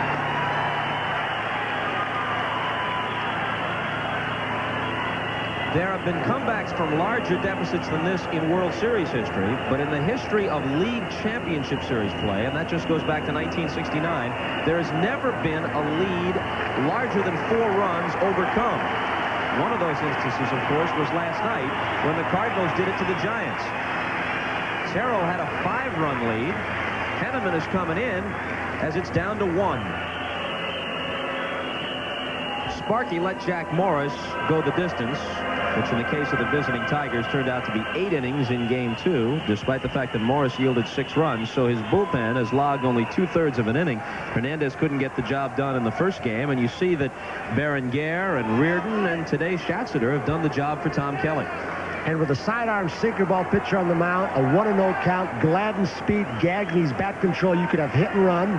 You could have a bunt just to prevent a double play to get runners in second and third. Not a squeeze play with a runner on third. But a lot of things going in the Twins' favor in this situation right here. 5-4 in the 7th.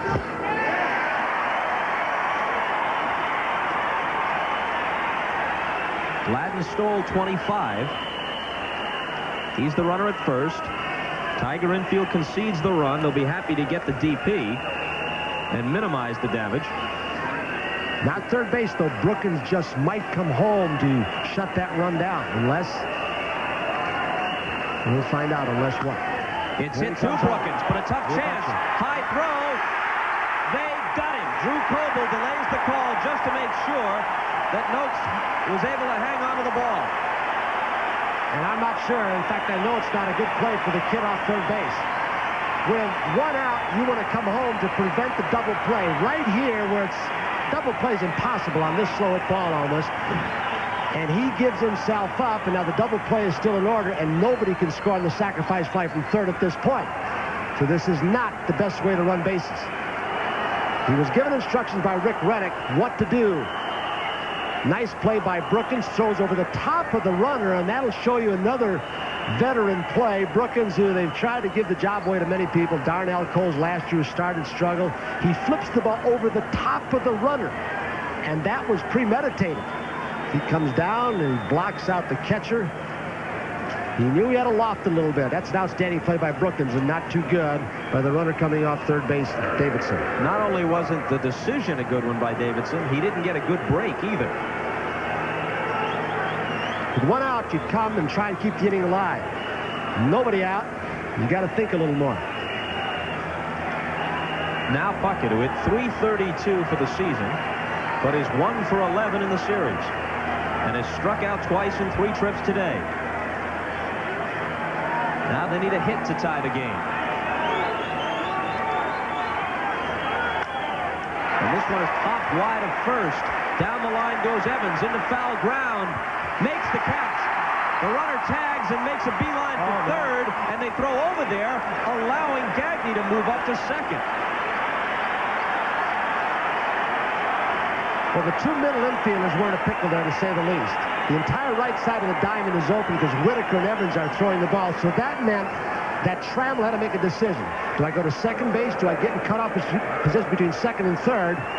And then, when it's caught, first base runner, Gagney, who is the smartest base runner on this team, as everybody has told us, reads Trammell very well, knows what's going on. Had Trammell in the spot, and they're at second and third now. And they'll walk Herbeck and take their chances with Gaetti with the bases loaded. And this is why, as smart a base runner as you think you are, and Gagney is the best, you say, wow, if I just thought 1 step ahead, I wouldn't have taken the bat off Herbeck. So there are a lot of things to factor out. If he stays there, they're not going to take this left-handed bat out of his hands. Gaetti with the bases loaded. He had 2 homers in the first game. He had a big double in the second game. He's 1 for 3 today. His last time up, he drove one around 400 feet, sending Lemon to the edge of the track in right center. He's got Eric King and Mark Thurman throwing now down there. And it's Henneman against Gaetti. Bases loaded, 2 outs, top of the 7th. It was 5-0, now it's 5-4 Detroit. That is a hit! A base hit for Gaetti. 1 run in, 2 runs in, and it's 6-5 Minnesota. On the 5th hit of the series for Gary Gaetti.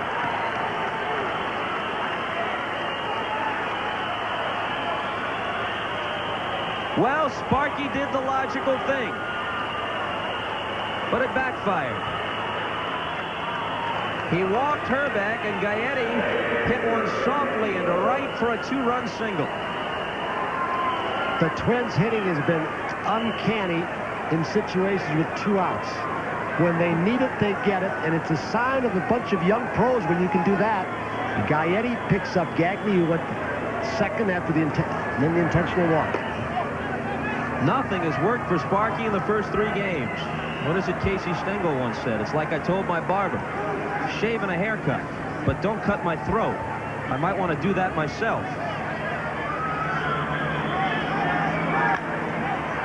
This one is lofted to right center. Sheridan will be there. But Gary Gaetti turns Sparky's logic to lament. It's the biggest comeback in League Championship Series history if it holds. 6-5 Twins as we go to the last half of the 7th. That is a hit. A base hit for Gaetti. 1 run in. 2 runs in. And it's 6-5 Minnesota. Now you can enjoy all the memories of the 1987 World Series with a copy of the official World Series program. With more than 90 pages of facts and figures, it's a real collector's item. To order your souvenir program, just send check or money order for $6 to World Series Program, Post Office Box 87, Trenton, New Jersey 08651. That's Box 87, Trenton, New Jersey 08651. Please include your proper return address. The preceding was furnished by Major League Baseball. The 1987 American League Championship Series is brought to you by the Industrial Tool Division of Black & Decker and by Buick. And again this year, as it has for 85 years, the Great American Road belongs to Buick.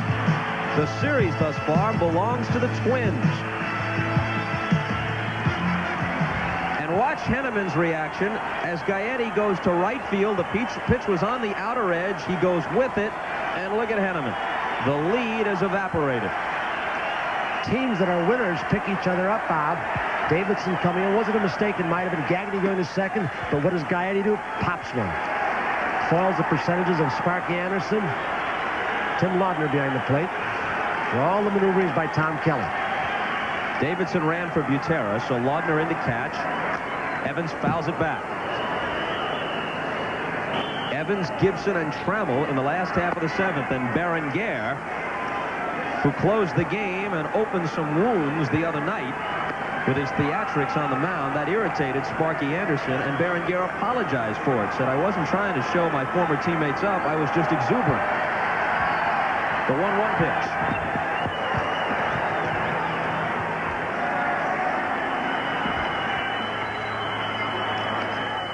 Three balls and a strike to Evans, who has walked twice and flied to center. The 3-2. Out. Hit it. And, of course, if it hadn't, it would have walked it. Twins bullpen now struck out 12. Reardon that first day struck out the side in the last inning. Berenguer came in and struck out 4.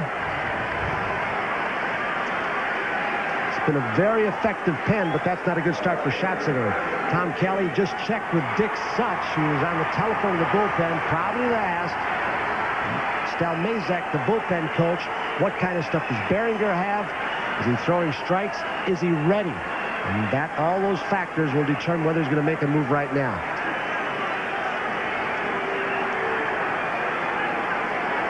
He knows that Gibson was one of those Berenguer blew away the other night. He's had enough. He's just pushed himself. Now, he'll go against the percentages right here, only because Schatzinger got him to the point where he wanted to, even though the percentages are the opposites. There's an interesting thing, as we just saw Sparky and now Berenguer.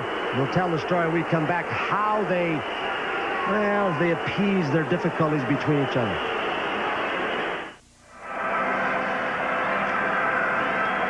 Berenguer and his old manager, Sparky Anderson. One was a member of the '84 World Champions. And if you were with us on Thursday night, you saw him go through the Joaquin Andahar Act, firing the the gun at the hitters he had fanned, making that gesture with the fingers, all pumped up. And his explanation to Sparky was, that's just what it was. I was excited. I didn't try to show you or your ball club up. His own manager, Tom Kelly, who's a veteran baseball man and doesn't like that kind of showmanship, said that he himself was a little embarrassed by it, but how are you going to hold that kind of exuberance in check? All right, here's Gibson. And a fastball is high. Almost every one of these Twins pitchers, almost without exception, has a lower ERA in the dome than they do on the road. That 90-mile-an-hour fastball in the dome looks like it's 95 with the lighting conditions.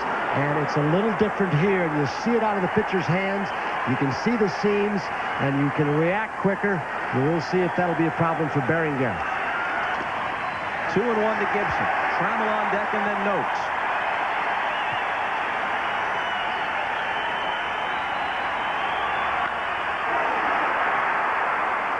You can see the difference now. He still looks like he's throwing fairly hard. Maybe not as hard as he was the other night in the Metrodome, but you can see how much quicker Gibson is. He's just seeing the ball better. You can pull his fastball that far foul. You're seeing it right out of his hand. It's maybe a fork ball. Yep. It was something off speed, and he punches him out of there. You could see it coming. That's the pitch that he has to have when a team is stacked with left-handed hitters. You can only sit on that 90-mile fastball with 2 strikes, and you can't look for anything else, and he made a great pitch. Gibson has struck out in half of his 12 at-bats in this series. He's 2 for 12 overall with 6 strikeouts. And the Twins' bullpen continues that high strikeout-to-hitter ratio.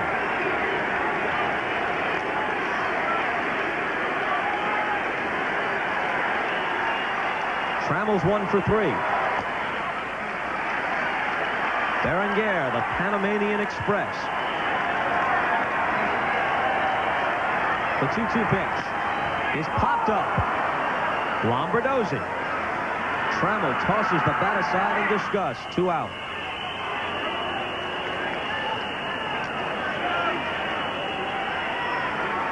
Berenguer does not look the least bit frightened against in front of this hostile crowd. I think he's thriving on it. Here's a guy who had to come begging almost. Signed as a free agent. His career was in jeopardy. Now he's got a chance to pitch under these circumstances. You just saw Tommy Kelly during a little traffic comping, putting the outfielders way back, make sure that they're way deep. For Noakes, who hit 32 home runs this year, 29 of them off right-handers. 1-0. The thing about Berenguer, Kelly gets him into the game when it really wasn't hanging in the balance. They had the 3-run lead. The Metrodome crowd pumps him up. He gets that tremendous outing under his belt. Now he comes in a tight situation, but with great confidence, built from that opening outing. And when Berenguer came in to the other ballgame the other day, he didn't think he was going to pitch the 9th with Reardon up and throwing well. Berenguer thought he was going to leave. Tom Kelly and Dick Such decided he was throwing the ball so well and with such confidence, and he was so hyped up, they let him finish. So it's got to be a comfort right now to the Twins that he can go a ways, and you still got Reardon to back him up. They may have set the stage for a great postseason for Berenguer. We'll see. The 2-1. 3 balls and a strike. Lemon is on deck.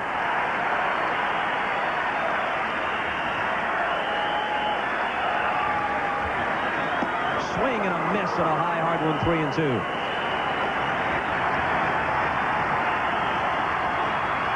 Ball 4. Tying run in scoring position. Go ahead, run at first.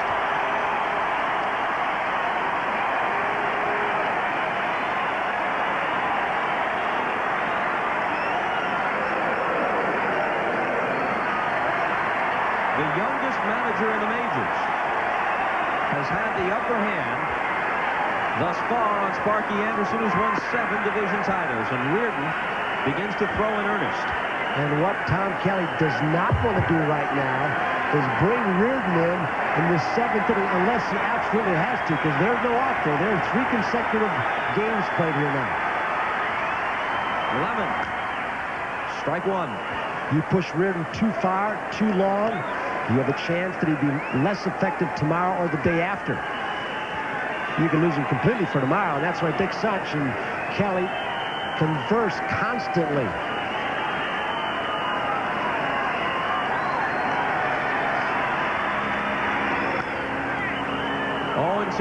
It's interesting, Bob, how inner defenses and outfield play change, especially the inner defense in that. You were just a man on first. They were guarding the lines, taking the double. But now, with the runner on first and second, Gaetti and Herbeck move back more toward the middle of the diamond to play their normal position, because the base hit now, they want to keep that other run from going to third if they can and prevent that hit. Their normal position is now. The 40-year-old Evans at second is, of course, a slow runner. But the ball won't get to the outfielders as fast on natural grass as on turf, and with 2 outs, he should get a good break. Here it comes on 0-2. Look out. Laudner hangs out the sign. Berenguer says, yeah. And here it comes. 2-2. 3-2. Now any hit to the outfield will score Evans for sure. An extra base hit might bring Noakes around. Might. Off they go. And it's popped up. Gaetti will drift into foul ground. And the Tigers are frustrated. Through 7. Twins 6. Tigers 5.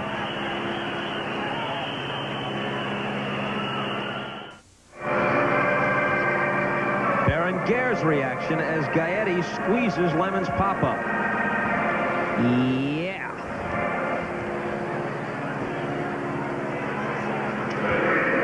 Coming up after baseball, the much-traveled Marv Albert will find himself in Las Vegas.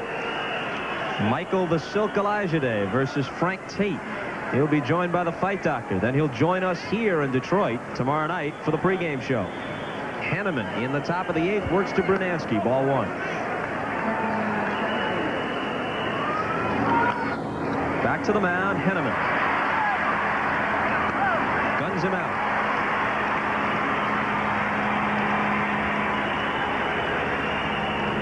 Also in making up his lineup, he puts a Gaetti, a right-handed hitter, a Bush, a left-hander, then a right-hander. So if they want to try and bring a pitcher, it's a little bit more hard to get the percentages in your favor for 3 consecutive hitters. So Tom Kelly learned a lot of this on his own. There's Don Baylor, part-time hitting instructor. Leva really is the big one. Lombardozzi takes a ball to restate what the Twins might be on the verge of accomplishing here. They would have been 5th in the American League East. Tigers won 98, Twins won 85.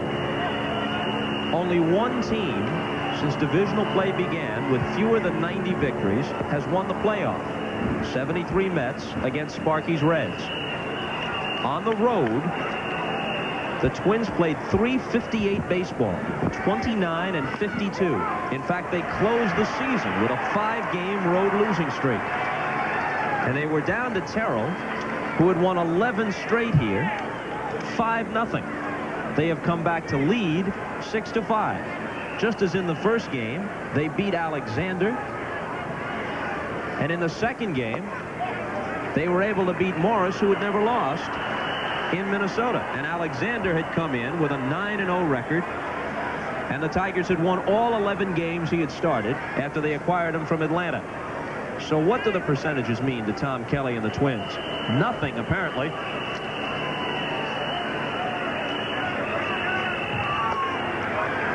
And a 1-out walk for Lombardozzi.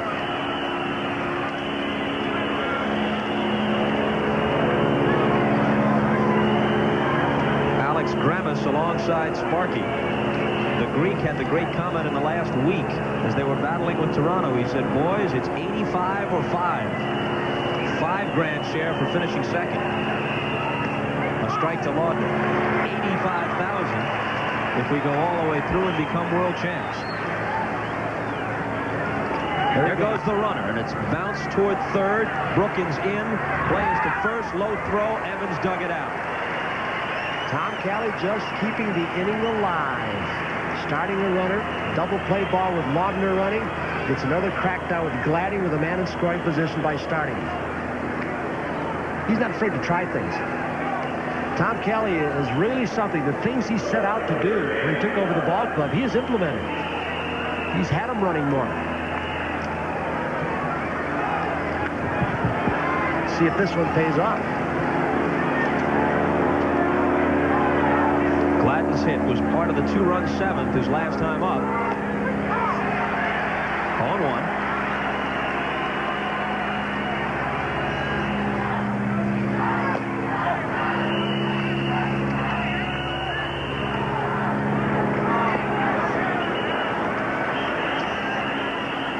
Split finger. That's the residue of San Francisco Giants manager Roger Craig when he had some looks at Henneman in spring training camp. A few rookies contributed for this team. We've mentioned Whale Wonder and Lusader late. Jeff Robinson had some good stretches for them. Matt Noakes. 2-1 pitch. 3 balls and a strike. Noakes is another one with a season more than good enough to be Rookie of the Year. Most years. But he, like Seitzer, will have to take a back seat to Mark McGwire with those 49 homers. They're going to get to Gagnon. The count where it is, 3-1, no sense. A young pitcher, rookie pitcher, making a mistake. If you've got a veteran out there, and Sparky knows this, if it's Doyle Alexander, Morris, Terrell, he might have said, hey, look, I can trust this guy that he'll throw the ball out of the strike zone, make the guy swing at a bad pitch, get himself out, but with a rookie, Sparky will take the pressure off him. Just walk him.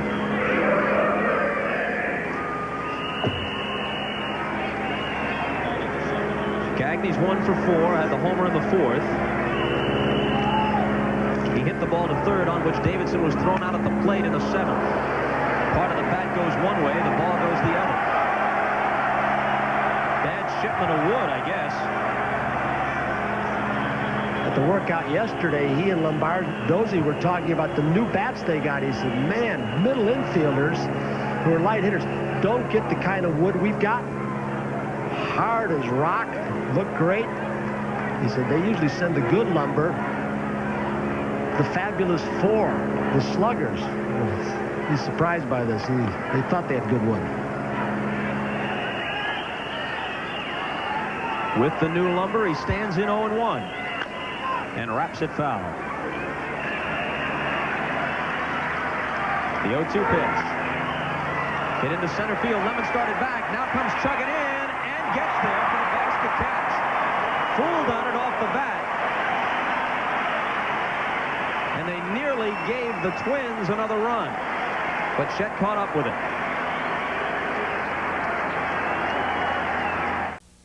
Okay, I'm going to show you some baseball sign language. See if you can steal these signs. Sparky's telling you about your Metro Detroit Ford dealers' Major League clearance sale. Did you get it? I'm going to show you fans one more time. Every new car and truck in stock is clearance priced for Major League savings. Got it? Good. You baseball fans always know a good sign. After all, this is Detroit's best team. Pat Milliken, Redford. Tom Holzer, Farmington Hills. Dick McQuiston, Flat Rock. Dean Sellers, Troy. Berenguer is done. There he is, seated alongside Tony Oliva, and on comes the bearded one, Jeff Reardon.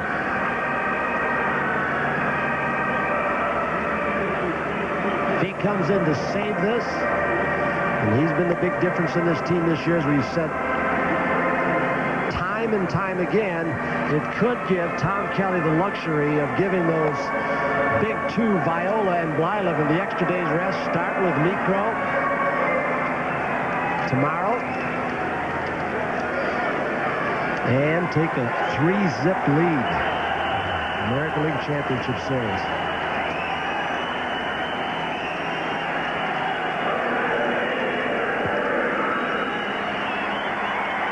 Here's who Sparky has on his bench in case he decides to make a move. Grubb, the only left-handed hitter available. He's got Heath, the extra catcher from the right side, Morrison, the former Pirate, and Bill Madlock, but Madlock has a swollen left hand that's really been bothering him, and how well he can swing the bat is a question. Herndon wraps one into left for a leadoff hit.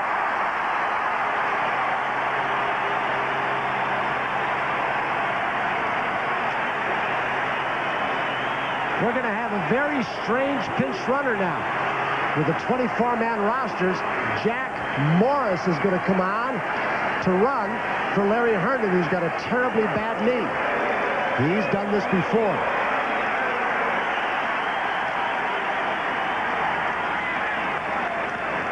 Not only is it odd for a pitcher to be used as a pinch runner, but especially in the American League, where they don't bat, so they're seldom on the bases. And again, how during the September stretch, like Jimmy Williams from Toronto, Sparky Anderson from the Tigers with the expanded roster, you'd had a Lou Sater, you'd had a Whale Wonder. There are all kinds of people to put in, but not now. Here's the attendance, 49,730. They didn't quite sell it out. Some empty seats upstairs. Gaetti in close. Brookins takes a strike, showing the bunt.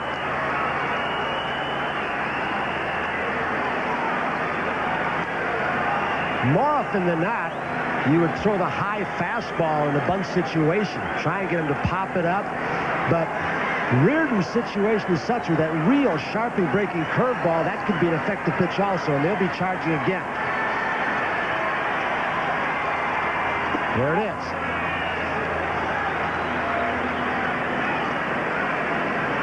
Sheridan awaiting his turn. Bill Madlock was talking after he batted against Reardon. The difference in Reardon from when he batted against him in the National League against tonight, he said he's got a much, much better curveball than he had then. Takes it high.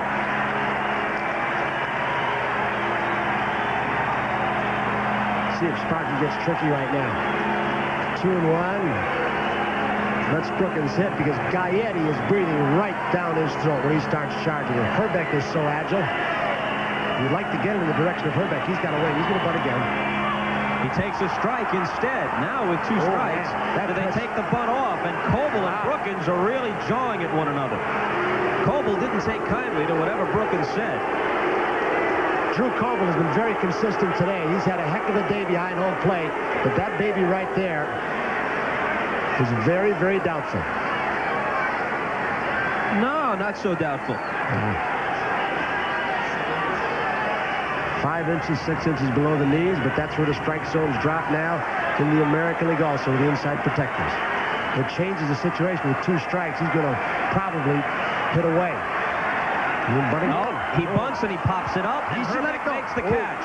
He had a double play right there. If Herbie could have thought, he thought of it, he lets that ball bounce, but he had a backpedal.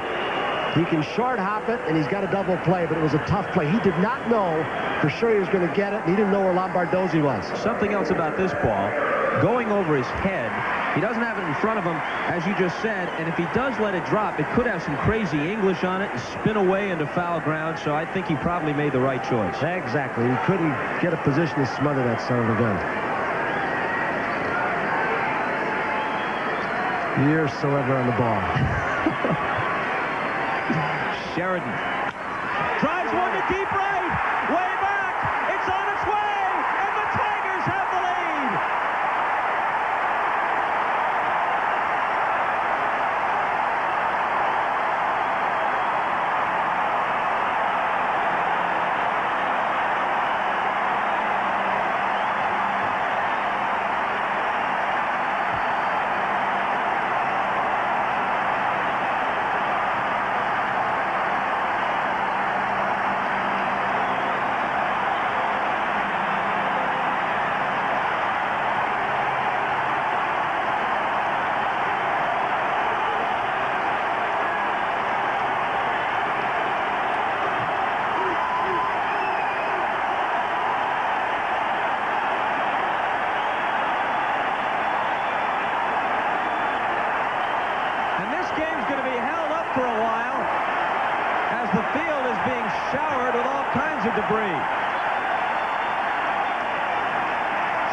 took the curtain call. And he's a guy who was a forgotten man in September. The rookie Scott Lusader was playing in his stead because Sheridan wasn't hitting a lick. And only because Lusader was not eligible for the playoffs did Sheridan get back in there. The irony of all, as you said, a guy who was benched, who they said, you're pulling the ball too much, hit the other way. Here comes the pinch runner, Morris.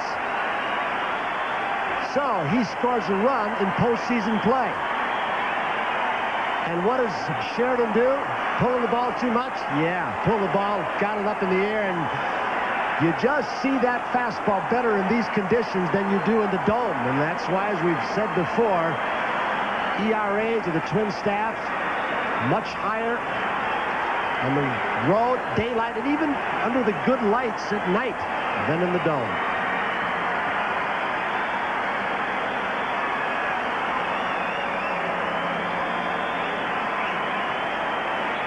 Kelly has watched Reardon save 31 during the regular season. And, of course, he wrapped up the first game in this series by striking out the side in the ninth. But he has blown 9 saves, or save opportunities. Look at this. Hello, room service. Can I have a fastball up right around the letters, maybe a little beneath, heart of the plate? And if you give it to me, I think I'll know what to do with it. I'll send it into the upper deck.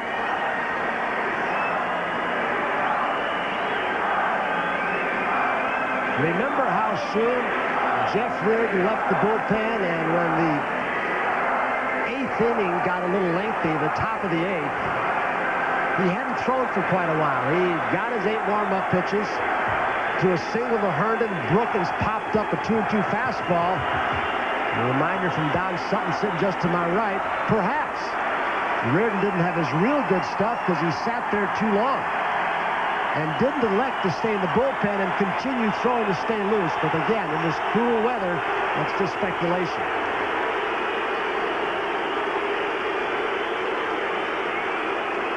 And now those few fans who persist in throwing the Go Tigers placards out onto the field are being booed by the rest of the crowd here because they realize it'll just lead to more of a holdup.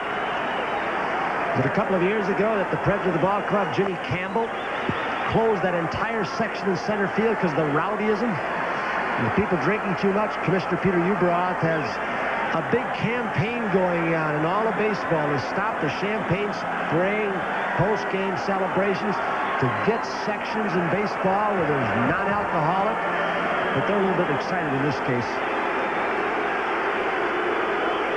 They are intoxicated only by the moment, which Sheridan provided. If it stands up, how unlikely heroes are made in postseason play. Whitaker 1 for 3. And what you're seeing right now, again, if the Tigers lead holds up, you push Reardon a couple of innings, what happens tomorrow and the day after? And with the swing right now again in the score, what happens to the pitching rotation tomorrow? Hit hard, but it bounces up for Lombardozzi, who throws Whitaker out. Herndon hit Reardon's first pitch in the left field for a single. Morris ran for him. Brookins, bunting with 2 strikes, popped up to Herbeck. But then Sheridan launched one into the second deck and right. And the Tigers, who had squandered a 5-0 lead, reclaimed the advantage at 7-6.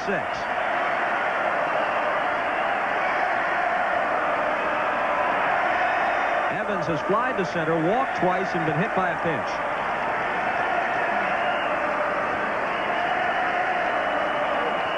The chant is Darryl, Darryl. And, of course, it's a takeoff on what the Red Sox fans did to Darryl Strawberry, but they did it derisively during the games at Fenway. This is affectionate toward one of their heroes, Darrell Evans. Yesterday, a candlestick, it was Ozzy.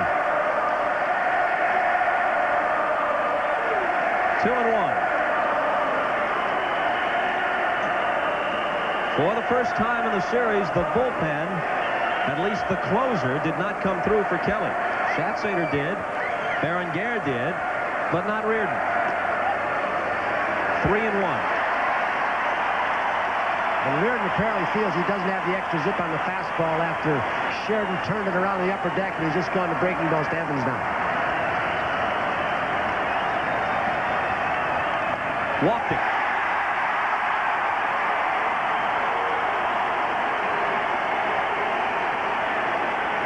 Evans, who walked 100 times during the season, has 3 walks and was hit by a pitch that would have been ball 4. And after just 3 bases on balls were given up by Twins pitching in the first 2 games, which really was a scouting report that was important. They've given up 7 today.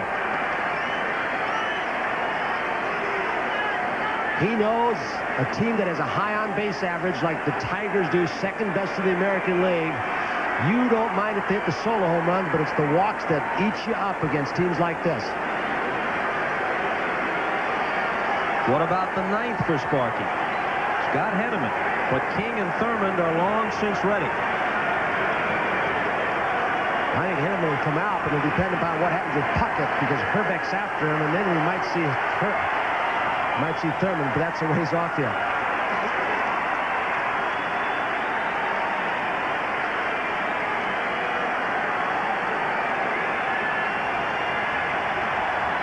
The 2-2 pitch. Chasing after it is Gaetti over near the tarp. Tough play. Does he have it? He does. Oh, he's good, isn't he? Oh, man. So agile for a fairly big guy. But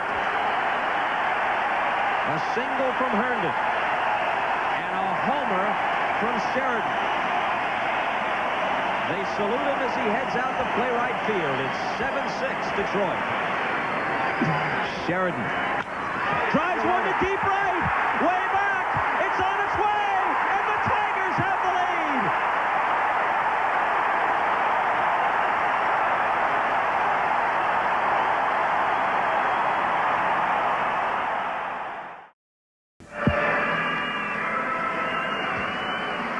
The Tigers were on the brink of going down 0-3. And then Sheridan's shot into the second deck and right might have saved them. We'll see. You think Harry Walker, sitting down in Alabama, former great hitter who they sent Sheridan down to get some hitting instructions, you think Harry isn't proud? If it stands up. If it doesn't, he'll still be proud. The hat. Puckett's 0 for 4 in the game, 1 for 12 in the series. Henneman on the hill. Thurman and King in the bullpen. Strike 1.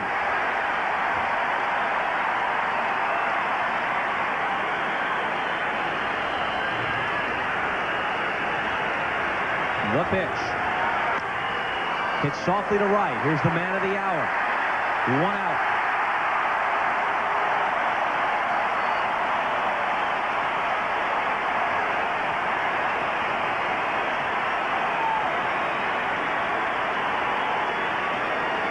Tate versus Elijah Day in the fight on Sports World next. And then game 4 of the National League Championship Series with the Cards in front 2-1. Then Scully, Joe Garagiola, Mike Krukow. Herbeck swings and misses. And if Danny Cox's neck is right, he's starting tonight for Whitey Herzog. They want to look at the baseball. Herbert did not like the action on that. He perhaps felt it was a little bit too hard to have been a fork ball.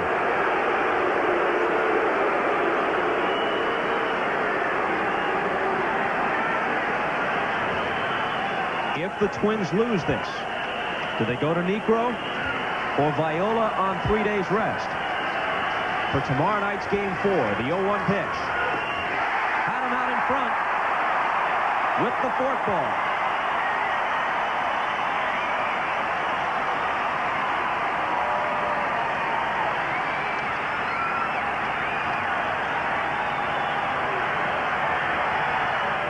One and 2.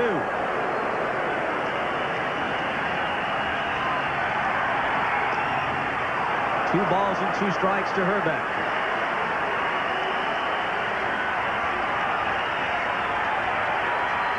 Another fork ball. Now what does he do? He had him 0-2. Now it's out full. On deck, Gaetti. There's Joe Niekro alongside Don Baylor. This will be an interesting pitch. Breaking ball, wrapped down to Whitaker. Lots of time, 2 out. Herbeck reached for it. Thinking about pulling the ball, thinking about that fortune right, and he reached for an outside pitch. It might have been ball 4, although in fairness, it's an awfully close pitch to take on 3-2 in this situation. And when you reach for a pitch like that and try to pull it, you'll put a lot of 4-3s in the scoreboard. And what he did the other night when he hit the homer in left field, it was a different situation. He went with the pitch, hit it out to left center field. Today he said, hey, my chance is to reach the porch in right field, as you said. Henneman made an outstanding pitch. Gaetti. Strike 1 to him.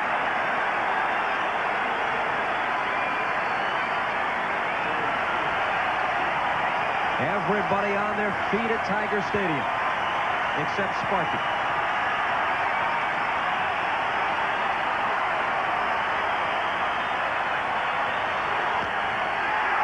Two strikes to Gaetti.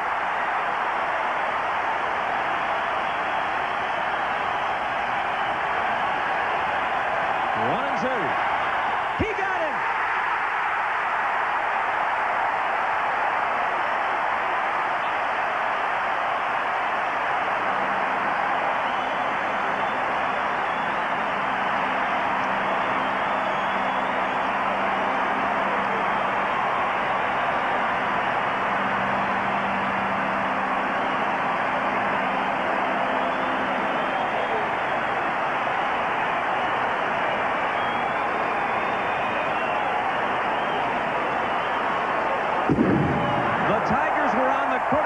Until Sheridan revived them, and so the NBC Miller Lite Player of the Game is Pat Sheridan. Miller Lite is happy to present a check for $1,000 in his name to the National Multiple Sclerosis Society. Whoa.